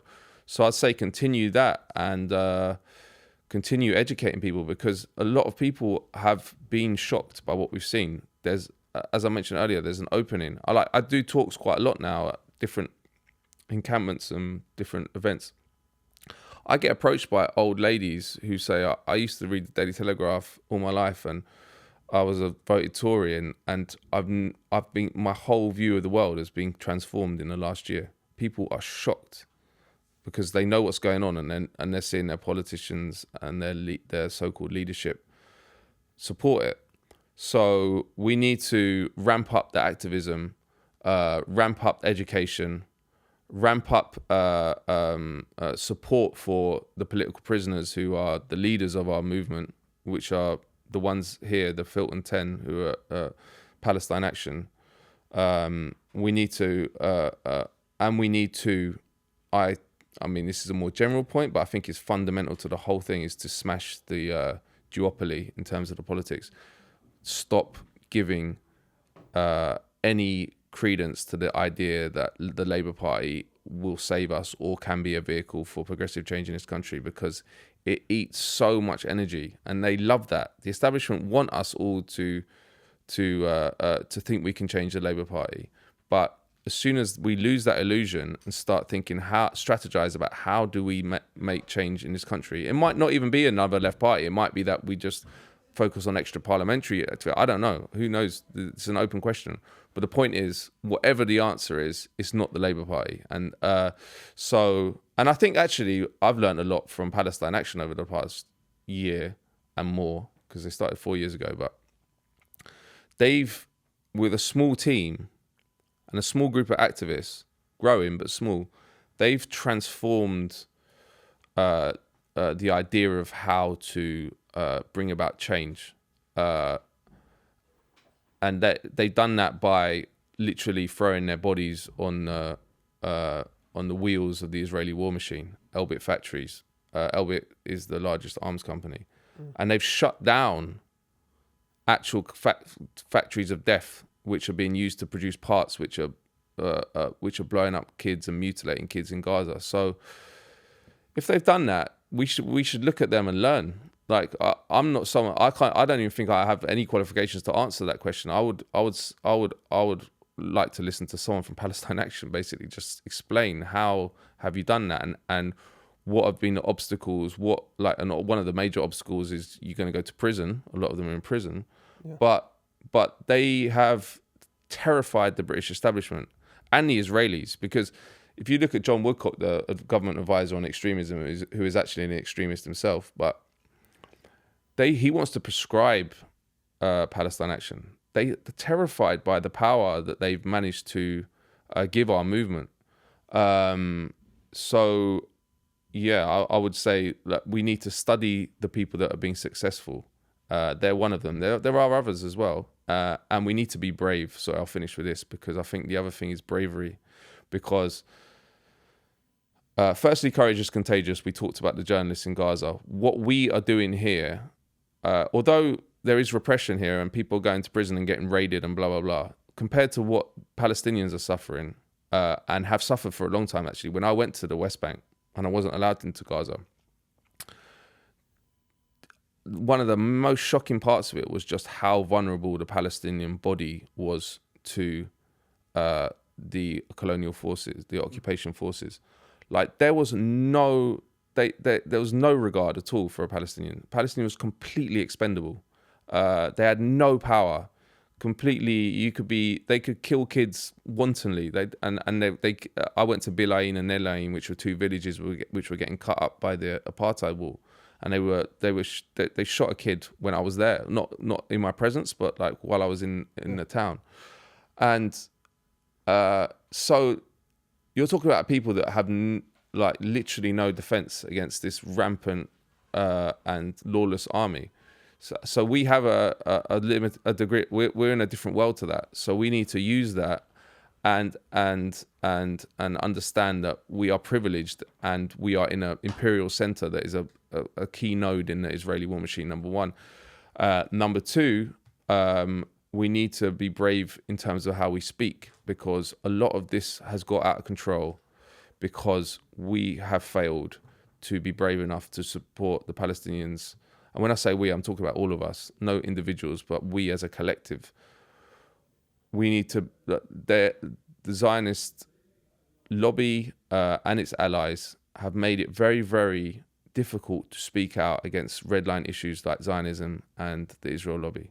And that's why, and the reason they want to do that is because they want them to be protected areas, because if they're protected areas, the systematic change that we need won't happen. And it is, no one wants to be called an anti-Semite. No one wants to be accused of being a racist or like, and obviously I get a lot of it. You probably do. Everyone does. But look, if you don't feel brave enough to do it now, you're never going to feel brave enough. So we need to go forward and think. We need to speak openly. We know why we're in this. We're in this because we show solidarity with colonized people and kids that are getting blown up. We're not doing it for the reasons that we're interested in racism. In fact, we're fighting racism. We know all that. So if we're happy in ourselves and happy while we're doing it and sure of ourselves, forget these other people and be brave and speak out and talk about the reality of the situation. And then we have a world that has changed and is receptive to these ideas now. So we've got to grab that opportunity with both hands. Before we end, I'd like to quickly touch on Syria. Yeah. There's been some massive changes recently. Within 12 days, the Assad regime completely fell apart. And you've been vocally skeptical about the developments in Syria, about it being positive. Could you quickly kind of summarize what your main kind of skepticisms come from?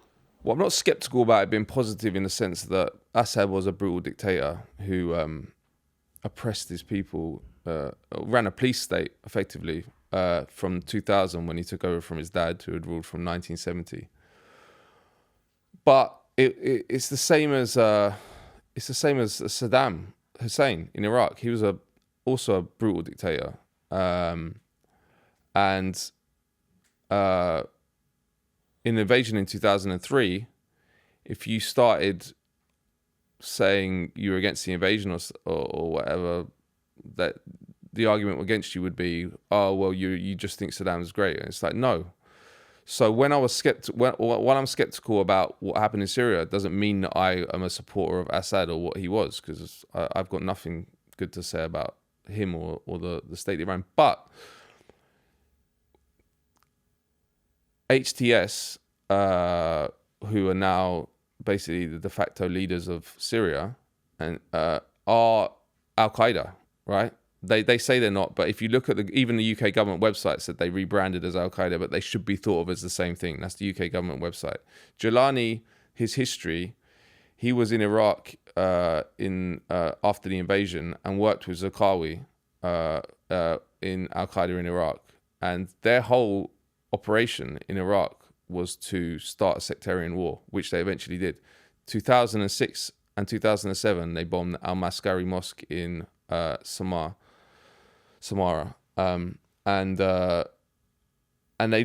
Zarqawi is known about, I mean, he was killed by the Americans eventually, and Jilani was put in prison by the Americans in 2006. But he might have changed. Well, he says he's changed. People say he's changed. But my point is, of course, if someone like that takes power, you should be skeptical, because, I mean, essentially for his crimes that he's done previously, he should be on trial. So, I mean, and also the other point is how it happened, you know. There was a genuine uprising in 2011, yeah? And I had friends that were involved in that. But when it was put down violently by Assad, the imperial powers instantly got involved. And this is all a matter of record. In 2012, the CIA started Operation Timber Sycamore, which was like one of the biggest covert operations of the CIA in its history, which over $1 billion a year funding armed groups who were fighting Assad. The Israelis in the subsequent period were supporting the rebels, and it treated over 1,000 of their fighters in Israel. And it's, I think, important also to mention that the rebels are not one. No, of course not. But we don't quite know what. Well, they said moderate rebels. That was the famous phrase of the United States. But yeah, we don't. But my point was, it's clear that the empire wanted Assad out. Regardless of what you think about Assad, it's not. And why did they want Assad out? It wasn't because he was a dictator, because we support dictators all over the Middle East. The point was, he wasn't our dictator, much like Saddam Hussein. Although Saddam Hussein was our dictator up to when he invaded Kuwait, or he was at least had a good relationship. But they wanted him out, and another part of it was the Israelis wanted him out because he wasn't. He was part of the axis of resistance. Now, people have said subsequently why he didn't believe in it, there was no Syrian attacks on Israel. Fine, that's all true.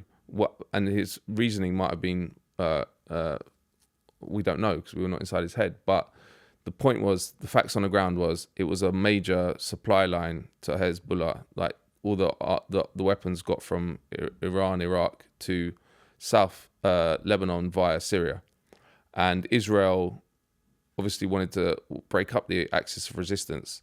And in fact, there was, I found when all this happened, like some emails that Hillary Clinton had received while she was at the State Department, because there was a FOIA request for her emails, and they were all released at one point, or some of them were released. And there was one briefing on Syria, on Israel and Syria. And basically they were saying the best way we can protect Israel's security is to support an uprising against Assad. Again, this is nothing to say. This doesn't take agency away from Syrians. It's perfectly reasonable for Syrians to want to overthrow Assad. I'm not saying that, but you can also understand that and understand the role that Syria plays geopolitically, and the role that and the reason it's the enemy of the United States. It is similar to the discourse around Saddam Hussein. Like, it's easy. You can understand why it's not a good thing for the United States to invade Iraq or attack Iraq, and that doesn't make you supportive of Assad. So, I was elated to see the Sednaya and places like that get emptied. I had a friend that was in Sednaya. I know all about the brutality of the Assad regime, but if you look at a history of Western-backed overthrows of dictators, Gaddafi, Saddam. Like, is there an example that's a good of a good ending? Is this actually a Western-backed overthrow of Bashar al-Assad? Like you mentioned about how, you know, there were, you know, memos about how they should support some sort of moderate uprising and the such. But I mean, whilst Julani or Ahmed al-Shar has had his bounty removed, sanctions still remain on Syria. Yeah. So I mean, if it's their guy, then why are there still sanctions there? Well, effectively, people accept this. They're proxies of the Turkey, right? Of like HTS. I mean, the Syrian National Army. The SNA. They're explicit. Like, everyone knows them. But HTS, everyone said it's less direct. But they're saying they're basically working with Erdogan, and that Erdogan gave the okay for the operation that led to Assad's toppling. So Turkey is a major member of NATO. It's got NATO's second largest land army, Incirlik base in southern Turkey, is not far from the Syrian border. There's like 5,000 American troops there. So yes, I think that it's safe to say if you include Turkey as the West, or at least as NATO, they approve of it. Whether the United States was involved, but then also look at the timetable of when it happened. It happened the day after a ceasefire was announced in Lebanon, and then Jelani was and other HTS officials have been saying, well, our problem is not with Israel, our problem is with Iran. Like I haven't been exposed to this sectarianism before, but I'm not saying it works one way or the other, but it's clear that Syria, there's a sectarian element to that has been exposed, and it was quite shocking to see Jolani say, or not, it wasn't him, sorry, it was the appointed mayor of governor of Damascus. Yeah, governor of Damascus, who then came out and denied that he said it after. But I saw him say it on. But he's. I mean, there's talk about. Most people agree that he did say it, but after he got called out for it, he came out and he denied that he said it. But other officials have said things like, we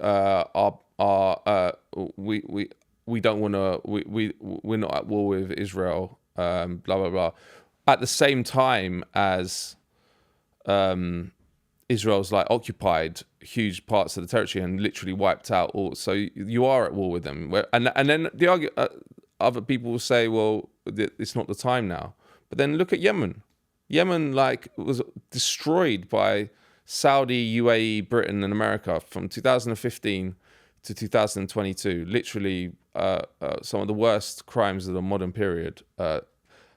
A man-made famine, millions of kids on the brink of starvation, and they've just come out of that, and they're fighting. They're sending rockets to Israel. So I don't think that this is like they're talking nice and then they're gonna actually turn on Israel. I don't think so. I think that they're gonna get subsumed into the system, because that is the goal of the US, Britain, and that's how they're going to be able to operate. Unfortunately, that's how the system works. It's a straitjacket. They're not going to go in and be like, well, they're not going to allow any kind of anti-Israel or anti-Zionist regime or government on the border of Israel. Now they've replaced one who was part of the Activism resistance, and they will say, I think it was Jelani even said, he said Syria will no longer be a staging post for any attacks on Israel.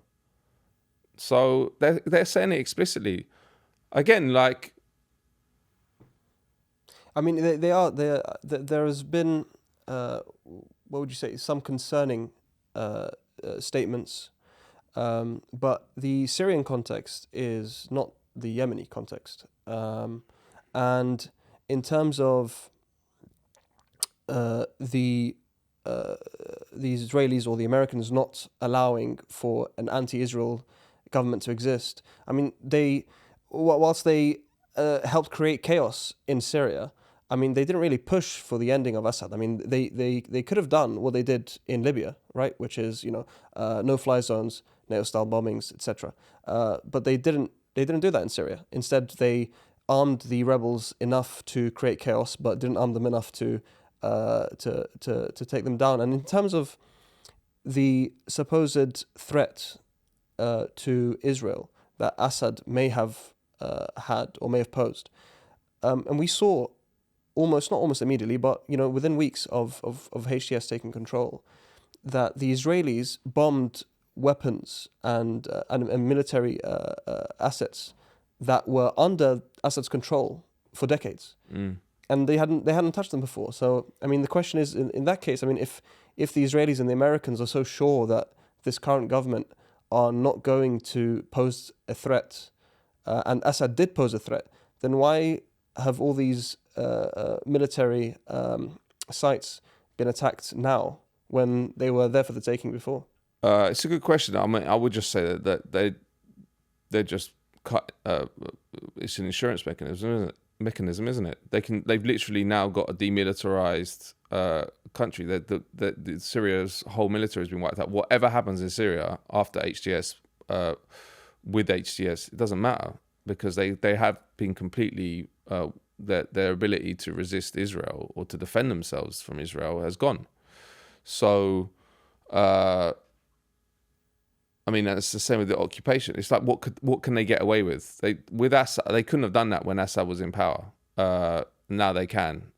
So I don't think that's a signal that they're scared of HTS. Why couldn't they have done that when Assad was in power? I mean, they bombed Damascus relentlessly. Yeah, but they couldn't. I suppose they could have, but I don't think that's a sign. I don't think that's a sign that they see HTS as more of a danger than Assad. I think it's just that was an opportunity, or or it's an unknown factor. But the point is, if you look at the statements of HTS, if you look at the how the Western media has reacted, it's flipped. It's like if for HTS and the new government were really going to be a threat, do you think that you'd get articles in the Daily Telegraph saying like Jolani's diversity friendly? They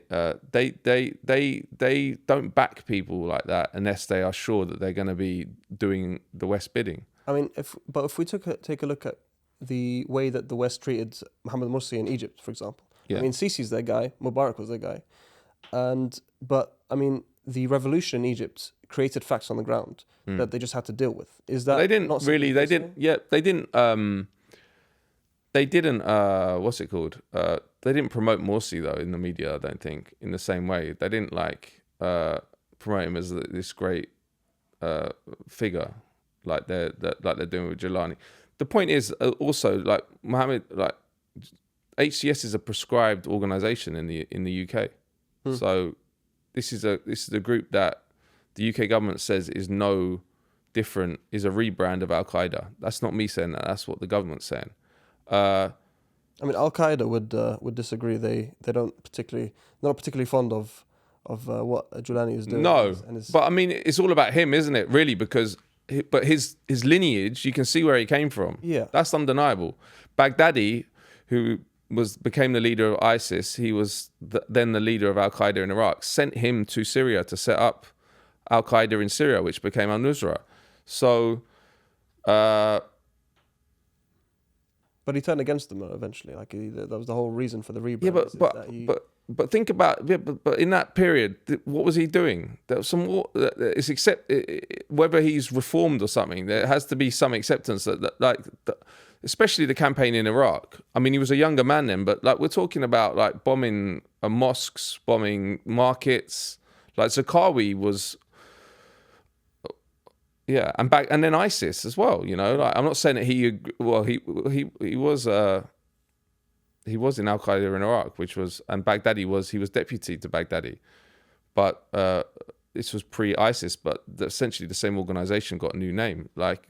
So. I mean, come on, that's. I'm not. Look, I can't get behind someone who has that kind of history. I can't because unless there's some acceptance that he comes and says, but the amount of criminal stuff that happened, bombings of civilians, that needs to be dealt with, surely. I mean, the issue is that no one really has clean hands in Syria. I mean, it was an extremely messy civil war period. And so the question arises, I mean, what happened is you had a bloody civil war, a dictator was toppled, and you're now in a situation where, I mean, the one faction who has had a hand to play in in killings and whatnot. They're now in charge, and so the question is, where do we go from here? Like, what kind of position do we have in order to make sure we don't fall back into civil war? I mean, for me, the greatest indicator that, I mean, whilst things are uncertain, we're at least moving in a positive direction, is just the reaction of everyday Syrians. I mean, you said it yourself about how you were extremely happy when Sednaya prison was emptied. Yeah. I mean, this is surely a good sign for the Syrian people that, like, one of the first actions that these people took, whether or not, regardless of what they may, what they have done in the past, was to empty all the prisons. And the Syrian people in general, I mean, we've seen videos coming out, and overwhelmingly, although there are issues, overwhelmingly, it seems to be quite a positive mood in Syria. But then look at Iraq, man. You had that elation, toppling. I'm not. Obviously, it was a foreign intervention, or foreign war. But the who couldn't be touched by them toppling the images of Saddam Hussein emptying those prisons, and then you had the civil war. I don't know.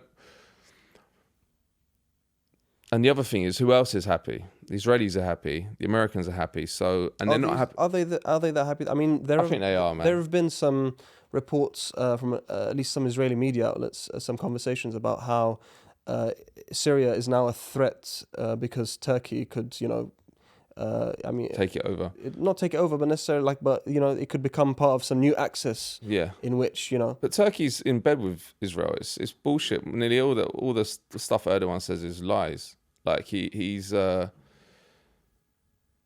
the stuff I was talking about, the flight tracker. You see all these like this Incirlik base, which I found in a WikiLeaks cable. Erdogan, he became prime minister in 2003, just before the Iraq invasion, and then he promised privately, or his top general promised the Americans privately, Incirlik is yours, you must enjoy it.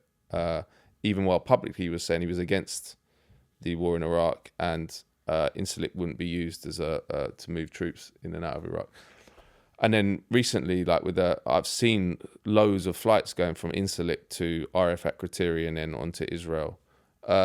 And I think oil's still going from Turkey. So, and he's part of NATO, like the proof's in the pudding. So I just don't. I think that it's naive, or at least I understand it, right? Because everything you're saying is correct. You unless you've lost your humanity, you should be touched by seeing people being freed from. But you also, that doesn't mean you can't have to be naive as to how the Western powers operate and how Israel operates. And it might be a nice theory that Israel's really scared, and this is like, because it fits nice with the revolutionary idea, right? That you got these great liberators who have liberated, or the country is liberated of a dictatorship. It would be great if they were also concerned with freeing Palestine, but I just don't think that is the case. From what I've seen, and from what I've seen in previous Western-backed, whether it was definitely backed, Western-backed overthrows of dictators, they don't allow. I don't know if there's any example of a official enemy dictator who was taken out by a Western-backed internal force or external force that suddenly that force has then stood up to the West. There hasn't been one, and integral to that is ensuring Israel's security, and that's whether they've taken back what they're saying or whatever. Why do they feel they needed to say that? Because and the other thing is, it is important to stress that they all talk about Iran, right? And crimes were committed on like both sides in Syria for sure, but because of the level of violence that happened there between it was Hezbollah, Russia, and Assad on one side, and HTS and all the other rebel groups, like that were supported by the Qatar and Saudis. Like that's the frame they see it in. Whether that's right or wrong, understandable, whatever, that is the fact. That's the frame they're seeing it in. So they say, Our truck is with Iran. It's not with Israel. Yeah, the Assad regime was on the verge of falling, and then the Iranians and the Russians, Yeah, of course. Hezbollah, they came and they saved it. Yeah. So, but it is understandable that. Yeah, but then on the other side, is it not also understandable if you're concerned with freeing Palestine? If you say, who are the major forces outside of Palestine who have landed a blow on Israel? Right? It's Ansar Allah in Yemen. It's Hezbollah and it's Iran. Not Syria, but Syria was a supply line, whatever. So, what? No, then the question. But that's important though, isn't it? Yeah, it's important, but then the question raises itself: do the Syrian people then have to forego their own rights? No, exactly. No. Of course, no. That's the point. Like, you shouldn't have to sacrifice. But my point is, if you're just looking at it from a strategic level, I'm not saying whether I'm not putting a value judgment on it. In fact, if I was going to put a value on judge a falling dictator and emptying thousands of political prisoners is a good thing, but that doesn't mean you have to be naive to the strategic implications of that, which is that it's a win for Israel. It is. Of course it is. And that's what I'm saying. It would be nice to the story of the revolution that it's not good for Israel, but that's just not... Yeah, tactically, but strategically, long term, is it? Well, time will tell, right? Well, I don't know. Well, it could get out of control, I guess. That's the thing. But I think under HTS, it's because look at their backers, like the Saudi's going to normalize with yeah, but is our Saudi really? Really, Qatar. When you talk about backers, really, we're talking about. Like the Turks and maybe the Qataris are like really like the most outspoken backers of. Yeah, but that's what. But exactly. So, but they're not like. They're not out. They're deeply embedded in the whole network, the Western imperialism, and also don't do anything against Israel. Like, there's only the axis of resistance. As Netanyahu said this, he said, what did he say? Along the lines of they've destroyed Hamas, they've decapitated Hezbollah. We've taken out their supply line in right. Syria. So but they haven't destroyed Hamas, and Hezbollah is still an effective fighting force. But how effective will they be if they can't? They're isolated now. It's a fact. They are isolated. They got there's no way to get weapons into Lebanon. It is true what you're saying in that there's what Donald Rumsfeld called unknown unknowns. Of course, when you create a fluid situation like there is in Syria, especially with a group like HTS with that history, you don't know, it could go different ways. But I think that two reasons. One is I think that they see their war more as a sectarian one than as a war for Palestine. And two, there's many mechanisms to get people into line once you've got once you've overthrown a dictator who was an official enemy, and they're doing that. So I doubt those they're going to be used. And also, like, the sectarianism, the imperialism has used sectarianism from fucking. Also, I should that have used sectarianism from day. Like, if you want to control an area, and there's a schism, the best way to do that is to promote that schism. Yeah. And then they take your eyes off. And I don't want to get involved in all this stuff. I wasn't actually even aware of it before the Syria thing, and I've been exposed to it in a very sort of real way. But the fact is, like, that the sectarianism is also good for Israel, of course. Yeah, but and I'm just looking they would say that the sectarianism was stoked by Assad, and the Iranians and the Russians. That's what their stance would be. Yeah. But my stance would be, look, I'm just looking from a very, very external viewpoint, which it is. I have no truck in that world. I'm an atheist. I'm not Muslim. I don't even know too much about the schism that Shia and Sunni.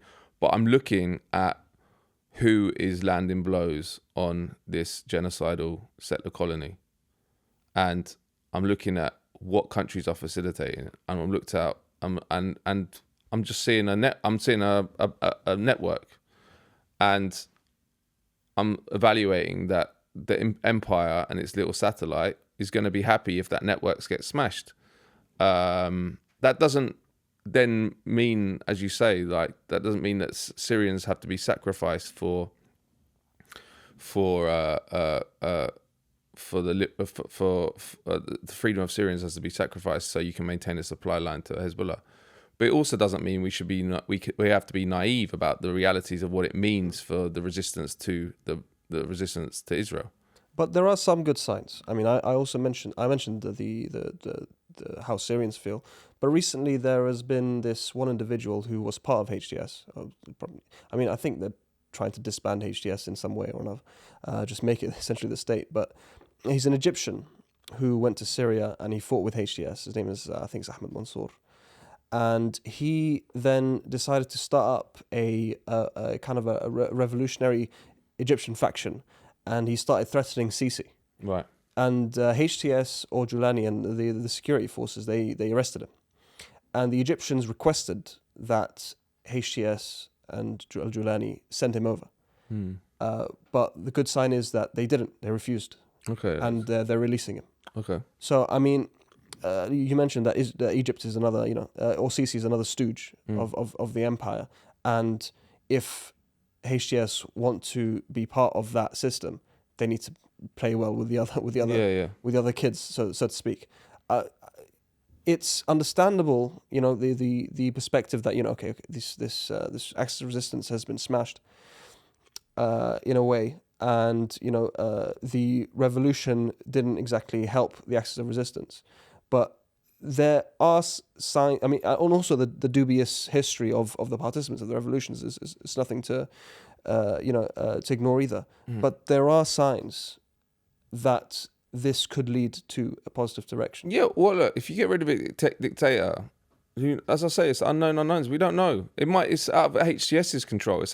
There's no single element in Syria that controls this. So of course, like there's a chance it can go anyway. But my point is like that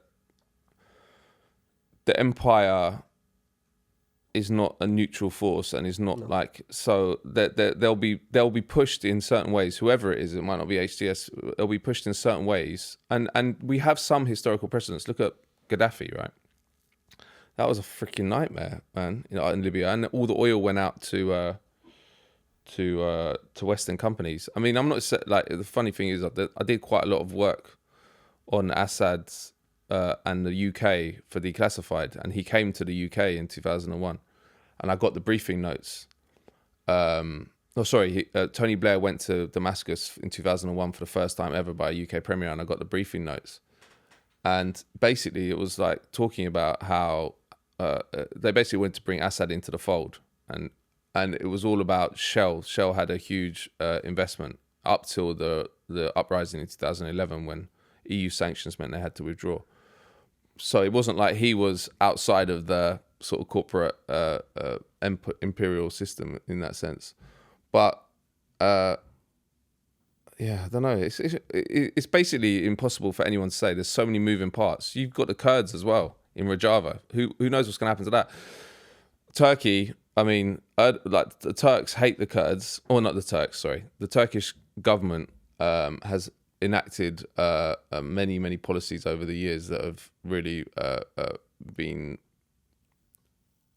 targeted at destroying the Kurdish independence movement within Turkey and in northern Iraq, Syria. Like the SNA, that was much more because HTS took Damascus, but SNA also made an offensive at the same time, and their defensive was mainly against the Kurdish autonomous region. And many people say, and I actually agree with this, that now Erdogan is going to use Trump's presidency to basically just obliterate Rojava and make it, destroy it effectively, because they don't want that on their border. They don't want this Kurdish autonomous region that's going to inspire Kurdish independence movements in Turkey. Yeah, the links to the PKK and whatnot. Yeah, the PKK, but the PKK. Well, it's the Syrian Democratic Forces, the PKK within Turkey. You mean? Yeah. But the SDF is US backed. Yeah, of course. Yeah. I know all that, and they've been siphoning all the oil out of the US. But what I mean is that's another move. I mention them because that's another moving part. We don't know what's going to happen. There's so many moving parts. And obviously, it is true what you're saying. In that context, when you got that many moving parts, no one's in full control. So it can go either way. But it's very rare that you can have a revolution that survives and is independent of the imperial powers. Like the one I know about more than most is Cuba in 1959. And that's kind of what I think about when I think of a revolution, because Castro came in and instantly nationalized everything, kicked out every US company. Like the US basically invaded 2 years later a Bay of Pigs. That's not what we're seeing. We're seeing Jelani welcome all these Western dignitaries. We're seeing, whether they believe it or not, you might say they don't believe it, but we're seeing verbal promises that Israel will be untouched, that the Axis, Syria's role as a part of the Axis resistance is finished. That's a whole different ballgame. Like, whether there's elements within HTS that push them in a different, I don't know, but because again, there's movement within HTS. I imagine. I don't know too much about it, but yeah, I just what's that Gramsci phrase? Pessimism of the intellect, optimism of the will. I guess that's what you feel like. There's, as you say, it's optimistic for Syrians that they got rid of a dictator, but having a look at history and having a look at the central role that Syria plays in the chessboard, freedom and sovereignty is not what external powers want them to have, and it's quite hard to resist that. That's my take. Again, I would finish on this though. I think that it would be a disaster if it rips apart the pro-Palestine movement, because there's been unity across, like, not just within the Muslim community, but across all communities on stopping Israel's genocide in Gaza. And Syria has shaken a lot of that, like, unity. Yeah. And split people apart. And I think that's, again, is a Zionist, that's a dream for the Zionists, because, I mean, Syria's kind of been a tricky point for the pro-Palestine movement over the last 13 years. But I, for one, I'm pretty optimistic that the Syrians will be capable of maneuvering, even though it's difficult.